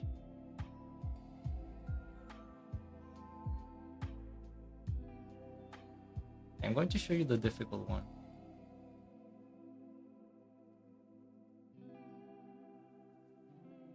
And again, in the drive, all of these cuts are available so that you can do whatever you want. I think a good exercise would be to just grab the images and the timesheet and try to assemble the file from zero. Like try to build the file following the timesheet. I think that's a good exercise for you guys to do. And it's all there. All of the things I'm showing you, they're available, right?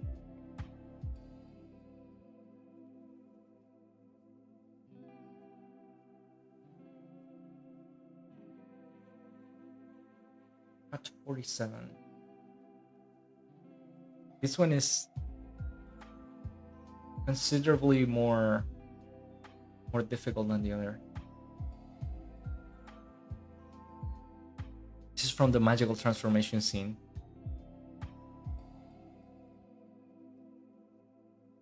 This transformation scene was done by Juve, which is he was a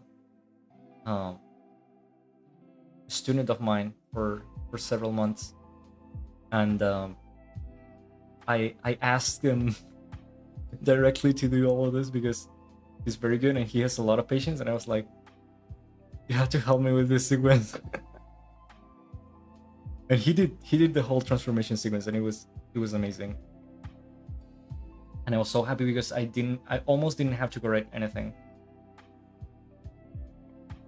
But we'll see how complex this cut is. It's not the worst cut of the whole thing, but the worst cut, it would have taken me like an hour to do the timesheet, just because of how many layers it had. But this one is a bit intimidating, but it's not terrible either. But again, we have to be, if we are going to tackle like a cut like this with so many drawings and frames, layers, we have to go in order. So,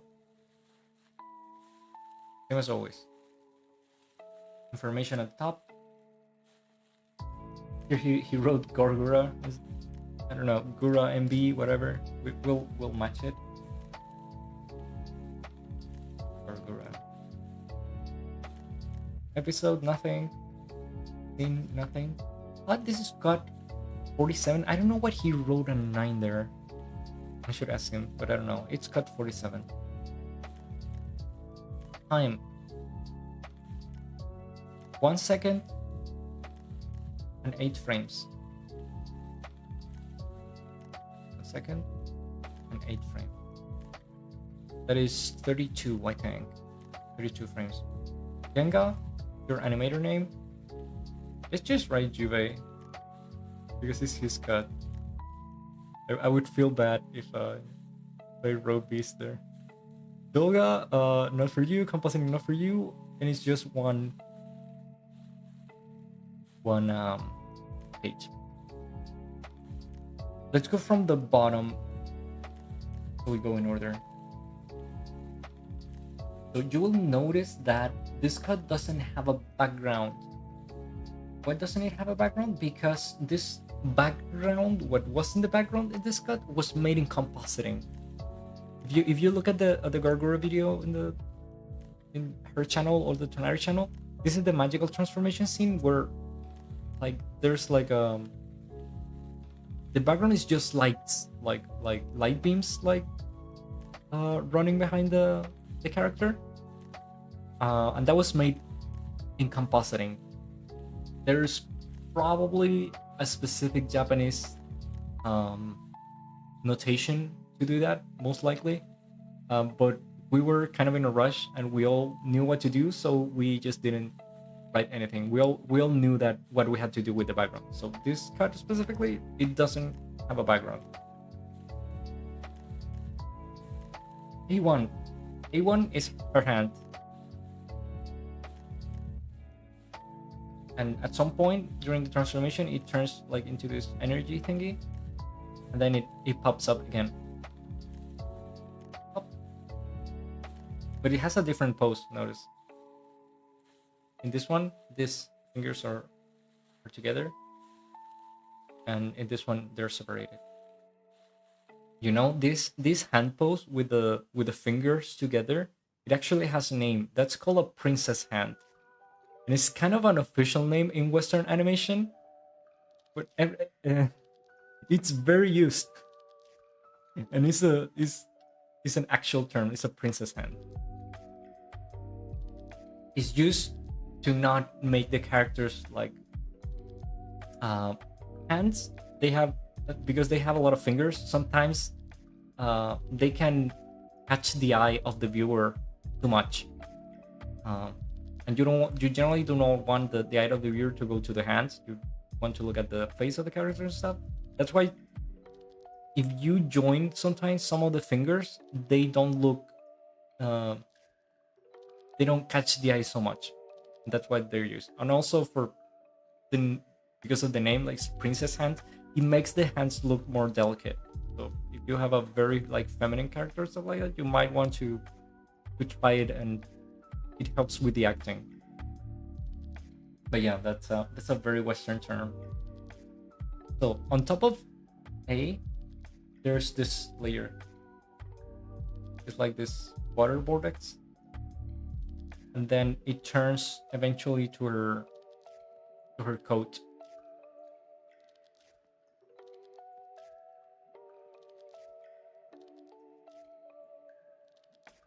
On top of that, there is C, which doesn't appear until almost the very end, and it's this like water particles that are floating at the end.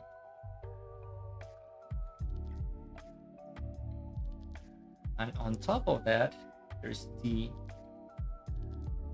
where these sparkles thingies. Because it was a magical girl transformation, it had to have a lot of sparkles.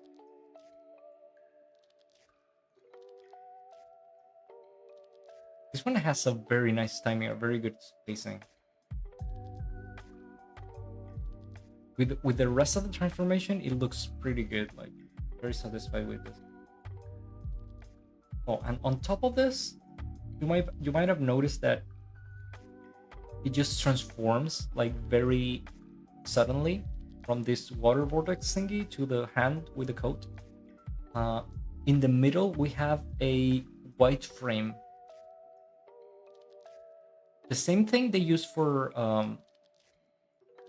impact frames when characters are fighting and stuff. They generally do the impact frames, and they overlap some white and black frames just to make like the explosion energy stuff more credible. Here we did the same. We used a white frame for 2 frames just to kind of mask the transformation and to give it a bit more energy, like a tiny explosion.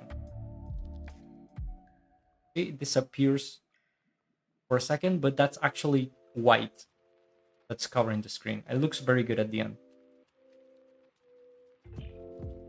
Okay, any questions before I begin building this final timesheet?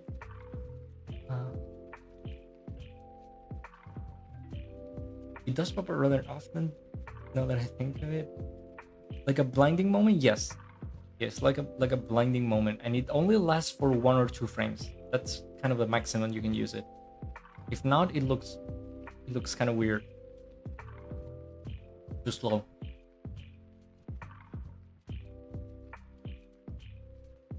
Okay, let's begin. Do I have a new timesheet? Yes. Yeah, from the bottom. We'll begin with A.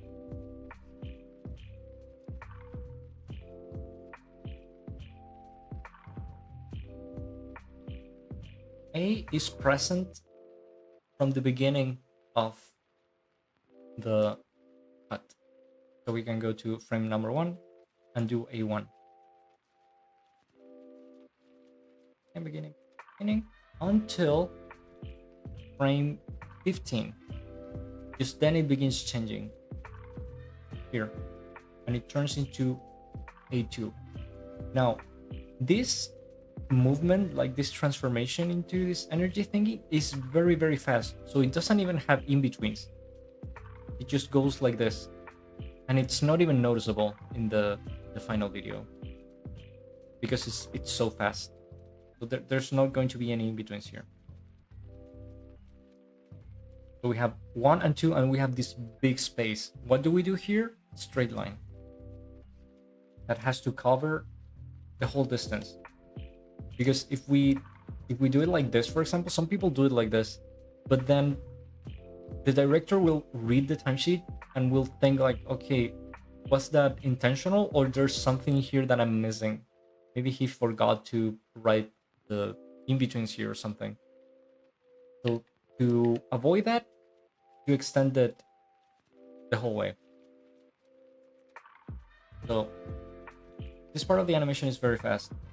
A2 lasts for 2 frames, and it changes to A3 in 17. It lasts for 2 frames, and it changes to A4 in 19. You notice we're animating on 2s, which I said was very unusual. This is one of the cases where you can animate on 2s or 1s when you're doing something very dynamic and very fast, like anime fights and stuff, or some special sequences like this one. That's why we're animating on 2. This one lasts for 2 frames, and it turns into A5 in frame 21. Oh, we haven't cut the timesheet. A good point. 32. That's here. Okay.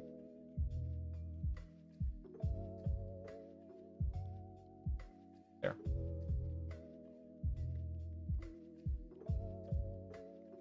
We were in A5 here. This one lasts for 2 frames. And it turns into A6. A3.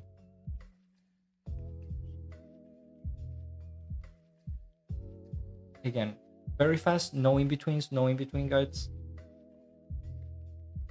And here, it looks like it disappears. Yeah, it disappears.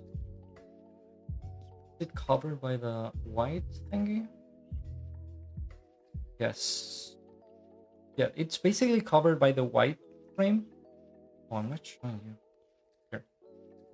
It's covered by the white frame, these two frames, but there was nothing to do here on the hand layer.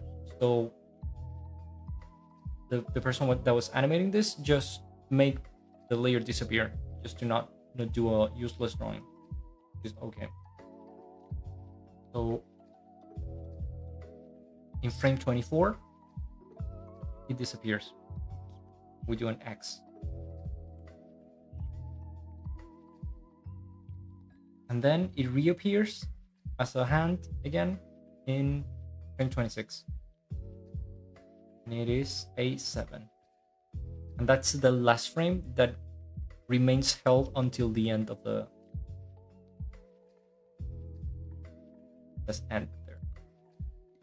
We're gonna do a squiggly line here, or we could do the straight line. Please, more place.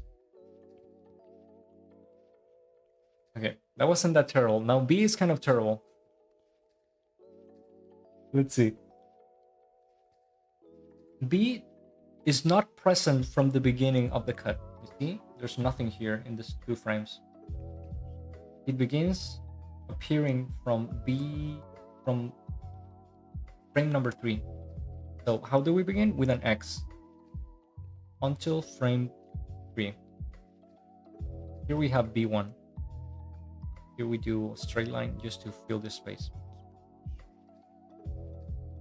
B1, B2. This is all in 2s, I think, except for 1. We're going to go counting on 2s.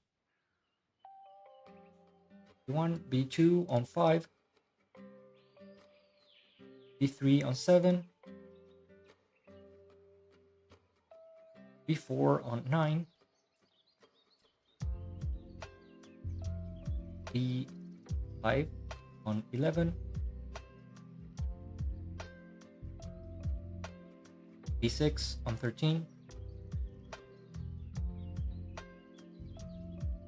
7 on 15. Again, only keys, no in-betweens or in-between, guys. B8 on 17, B9 on 19,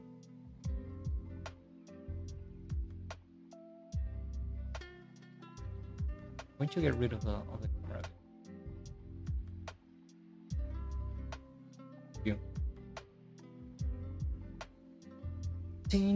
B10 on 21, B11 on 23,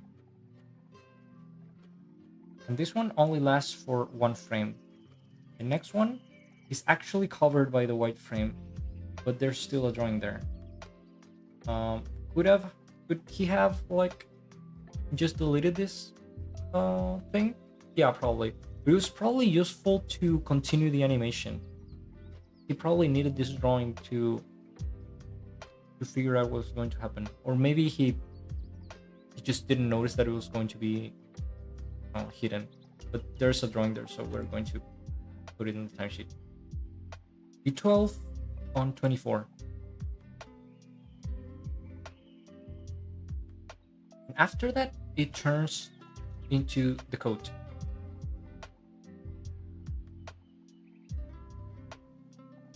So B13 in 26.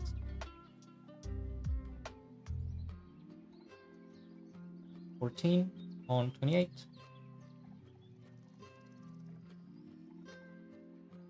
B15 on 30.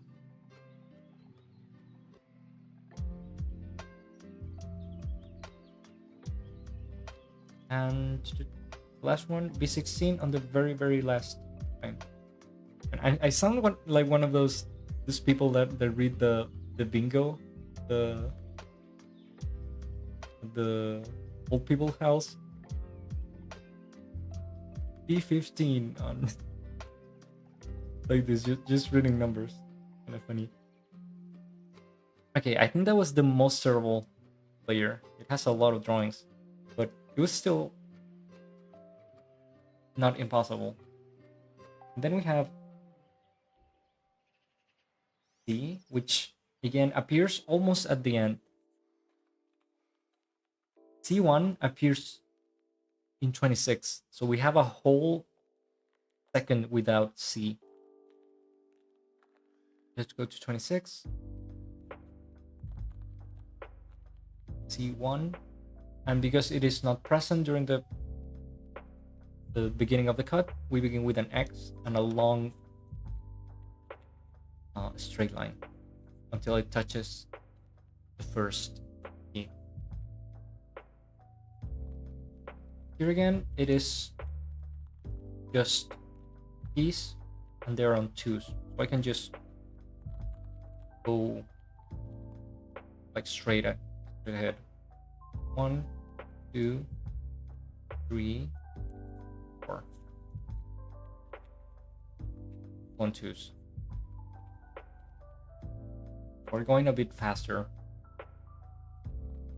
just so you guys get used to the actual speed once does this stuff. Like I'm going considerably slower so that you can see what we're doing. And D is not present until 25, almost like C, but one frame before. Here's D1, and the same, an X at the beginning because it's not present, and a long straight line, and then it's all on twos. See, 2, 4 drawings.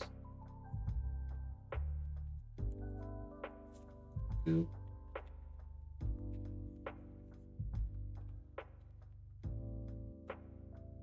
And that's all of the drawings. Now we only have to do the white frame, and for that I have the specific notation for that in my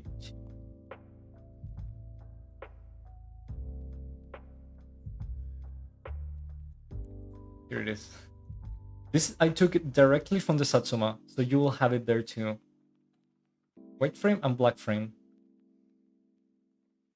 And you do it in the camera column here.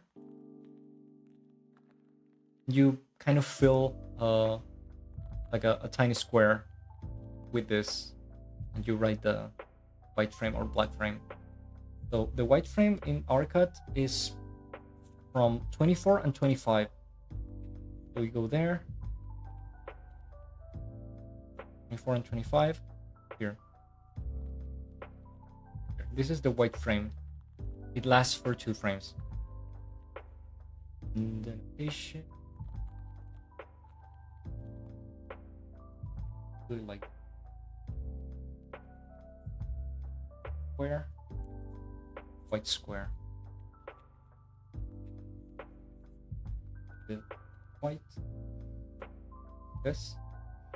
We're just going to copy paste this.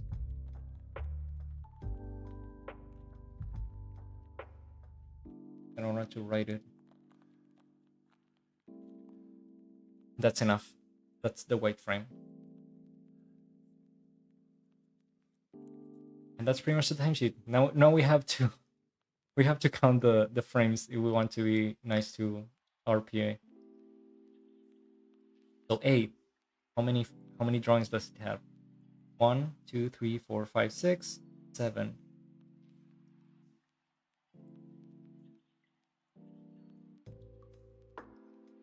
7. B has 16.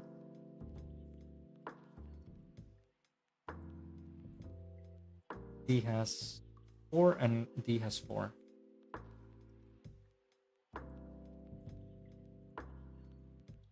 20, 24, 24 plus 7 is 31, I guess. Yes. 31 is the total amount of drawings, which is high. It's kind of a high number for an animation this short. For 32 frames, almost every frame has a drawing or something like that. See?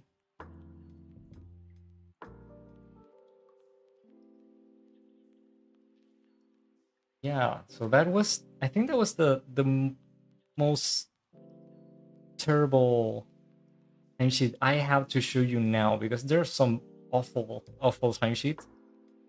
But even if this was the hard one, it wasn't. You see, it's very straightforward to do. They get a bit difficult when you begin doing stuff like frame transfers, for example. When you have a lot of frame transfers, then they become a bit difficult. And the other thing we should talk about maybe in another stream, which is important too, is dialogues, characters talking, mouth flaps, seifu, stuff like that, naka serifu. We have to talk about that, but I think this stream is getting a bit long, so we're going to do it in the next one. Okay. Let me see what you guys are saying. It does bubble rather often. Like a blinding moment. Do you mark a loop in the timesheet? With a repeat notation, which is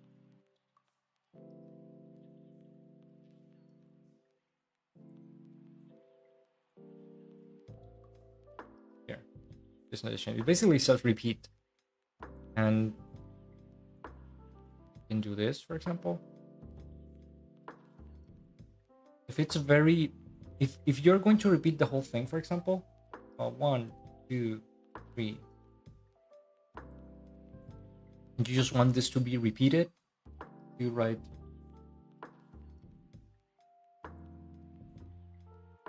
repeat, and then the duration, whatever duration you want. If you just want part of this to be repeated, you can do this, for example, and circle it or put it inside something, so the person will understand that only this part is cycling. You have to be careful too. You notice that I wrote repeat after this frame because they're all in twos. Like if I do this or this, for example, oops, oh no, sorry. If I do this and this, they're two different things. See, because here 3 lasts for 2 frames, and here it lasts only 1. So they're different. You have to be careful with that. Or here, for example, here 3 lasts for 3 frames. So yeah, that's how you cycle most stuff. There's other more specific cycling notations, but they're used for other stuff.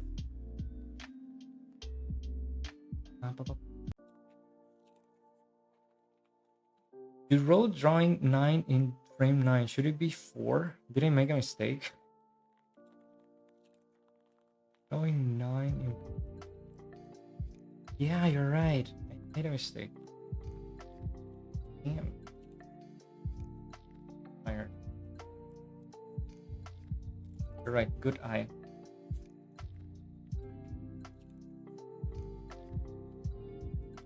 Yeah, that wouldn't have been good. Good eye. I was wondering too, do you have a particular way of writing numbers for timesheets? Not really. I don't know what you mean by particular way of drawing numbers. Well, you have seen how I draw the numbers, so I guess you can do that if you have. You can just follow what I do. But it's just a number and whatever circle, triangle, and stuff you're going to do. Yeah, just be clear and make the timesheet look clean and easy to read. That's the only thing I can say, I guess.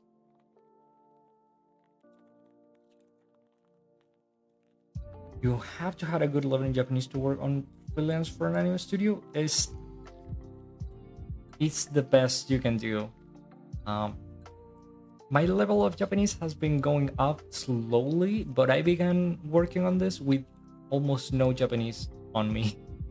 And it's still kind of challenging. The more Japanese you know, the better. That's the end of it all. but you don't have to be an expert in Japanese also to work on anime. You just have to be careful with your communication. And if you have people to help you, like if you have a specific product producer, you can ask them to help you with translation sometimes. Do not abuse, of course, but yeah, Japanese is still important. Okay, I almost cannot keep talking. Do you guys have any extra question? Thank you for reminding me, or for showing me I made a mistake on that specific frame. Did you guys take a look at the drive? You guys eventually have any question about the drive? As I said, I'm going to be updating it with all the materials we use for the next streams too. Like every stream, I'll try to upload all of the materials we use. Next stream, I think, should be Genga or second key. I think you guys more or less understand how timesheets work already, right? If not, you should let me know. Like if it's not 100% clear from what I show you now, you should let me know and we can do an extra timesheet stream. But I think there's no much more complexity apart from very specific timesheets with very like difficult stuff, like some more esoteric notations and stuff, which I'm going to be showing you eventually as we need them. But yeah, I think that the next streams should be second key because or Genga, because Genga is very, very slow. So I think I'll need at least a couple of streams to show you that. Like I pretty much have no choice.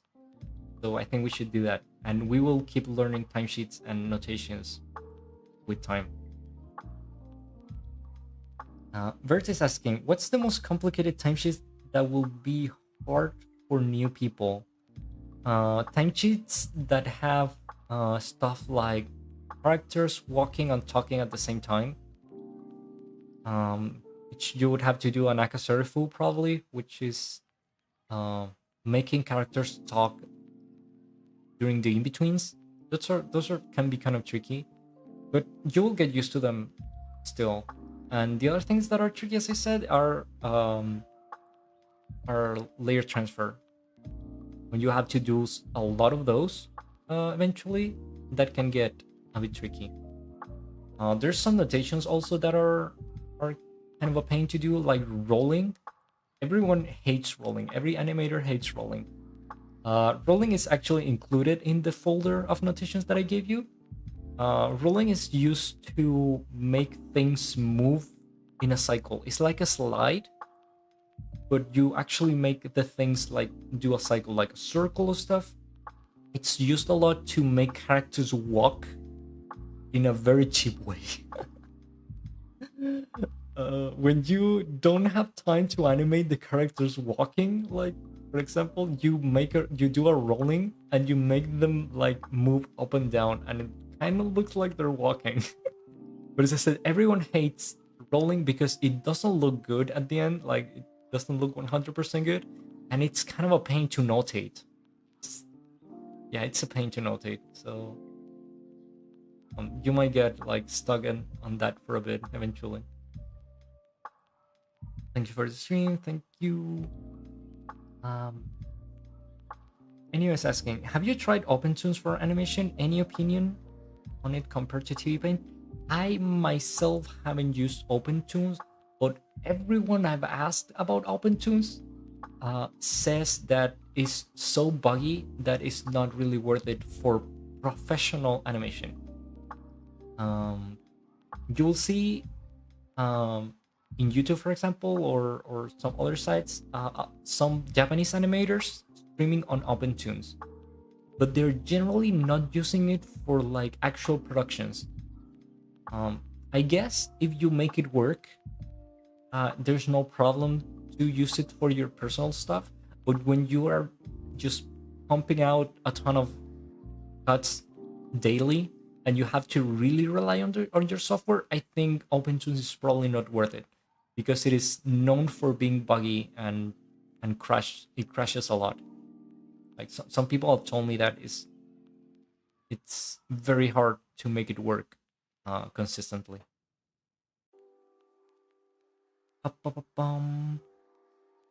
Also is asking, aren't shadows, highlights, etc. done in different cells? How do you handle that for the coloring and compositing team? Generally, shadows are just part of the cell, of the same cell, unless the shadow is animated apart from the rest of the character or the object. In that case, you can do the shadow on an extra cell, but generally it's just part of the normal cell. And the people, like the people that paint the cells later, the paint team, they just know how to do it. It's just part of the same cell. If you are going to do a shadow apart from the cell, or for example, when a character is standing and they have a projected shadow under them, you do something that's called I'm going to write it here, a WXP. This is a Japanese notation for stuff that are semi-transparent, and I actually had one here that I just didn't show you. Here in this cut that we already looked at.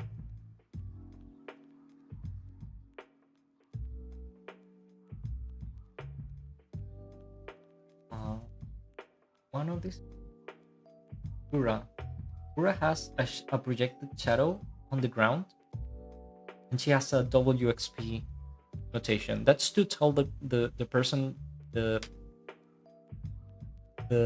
actually the compositing person, that this shadow is semi-transparent. Okay, so remember WXP. I used to know what it actually meant. It actually means something like WXP, but I cannot remember right now what it means. Which is very frustrating because it took me a long time to figure it out, and now I forgot. Sorry, but you just have to write WXP. If you want it to be more specific, you can write, for example, WXP 80% to have 80% opacity.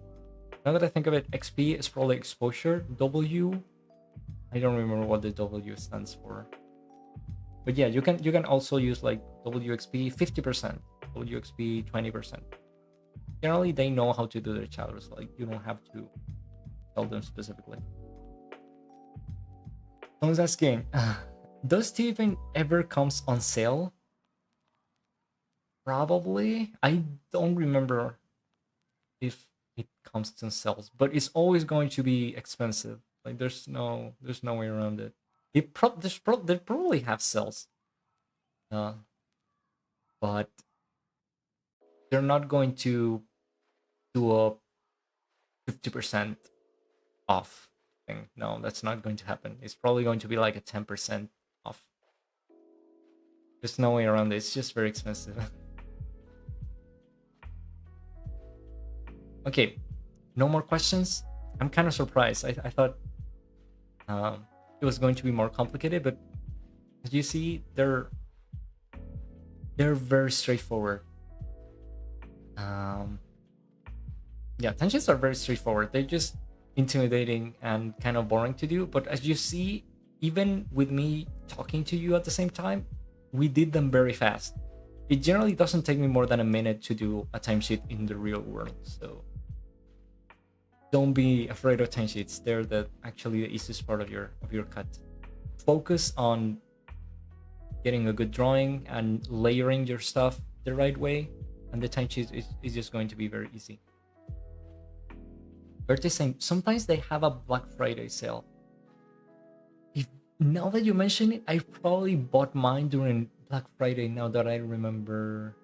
But as I said, it wasn't much more cheap. It was probably like a $200, something like that, cheaper. But when it costs like 1,500 euros, it's not that big of a difference. It's probably, as I said, like 10-20% off. But you're still gonna pay more than 1,000 euros for it. There's no way around it. And the cheap versions of TVPaint, like generally all of these softwares have cheaper versions. This is TVPaint Pro, and CSP also has a cheaper version. They are generally useless. The cheap TVPaint is pretty much useless, so do not buy that one. They limit a lot of stuff. It doesn't have all of the stuff you need. So do not buy the cheap TVPaint, and do not buy the cheap CSP either for animation. They're useless. Is CSP a good alternative? Yeah, honestly, TVPaint is the alternative. CSP is pretty much the standard. Like 80-90% of the industry uses CSP. I can write for 10 or 15%. Yeah, it's something like that for TVPaint. In Clip Studio Paint, every cell can have a layer and even folders for layers in the same cell. Can something like TVPaint, can something like that be done in TVPaint? I think it's better for separating shadows. I'm gonna be very honest, that's one of the things I hate about CSP. I hate it because to me, the less stuff I have, like the less layers and folders and stuff, the easier for me to process. And TVPaint, I think, cannot do all of that stuff, like having folders inside of the cells and stuff.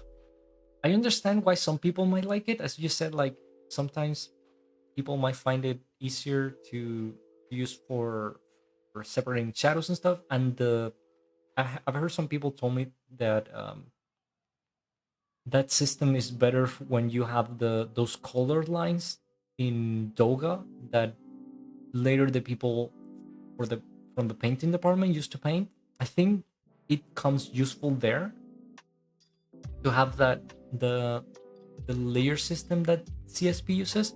But honestly, to me, it is kind of a nightmare. I prefer TVPaint because it's just way simpler than that. I don't have to navigate an extra way of showing the layers or folders and stuff. No, in TVPaint it's just layers. That's my preference. I was asking, is the timesheet planned out after the rough animation is done? That I mentioned at the beginning of the stream. When you're working on digital, you generally do the timesheet at the end because you have your digital timeline here, and you have all of your stuff here, and then you just have to pass it to the timesheet. When you're working on paper, you cannot play your animation. You don't have all of this stuff. So it is better when you're working on paper to do your timesheet at the beginning so that you can use it as a guide for the rest of the work you're going to do on your cut. You see, it's just you use it as a structure eventually because you don't have all of this and you cannot just play your stuff. That doesn't mean that you are going to do your timesheet at the beginning and then not change it. Actually, most people who work on paper, they do like a preliminary timesheet, then they go do a pencil test, and then they change the timesheet. But yeah, for when you're working on digital, timesheet at the end generally. When you're working on paper, timesheet at the beginning. I'm gonna be praying for Krita devs to add camera layers and simple compositing then. That would be very good, I guess. I didn't know they do not have that, but as I said, I suspect that the Krita team will want to tackle anime eventually. I say that because I saw that you can do like backhold stuff on Krita, and I said like, oh, they're planning to get into the anime software stuff. And I don't know if you heard or if I mentioned that Sony is going to launch an anime specific software. They announced it a few months ago.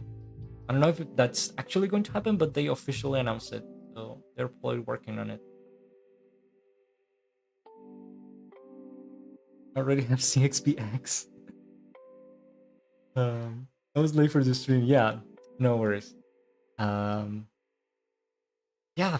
I hope you guys found it, if not fun, like sheets are not fun, but they're not terrible. So I hope you found this useful, and I hope you understood too why timesheets are important.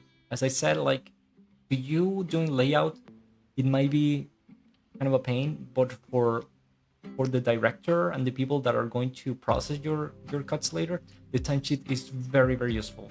That's why they still exist, not because um not because they just skip it and never change it for no reason. Okay, um I think I should go, and you guys should go to sleep too if it's too late. Thank you for coming. Hope it was fun or useful, and I'll see you in the next stream for Genga. Probably I'm going to announce that and prepare some materials. Remember to take a look at the Google Drive. Pay a visit to the person that translated the Satsuma.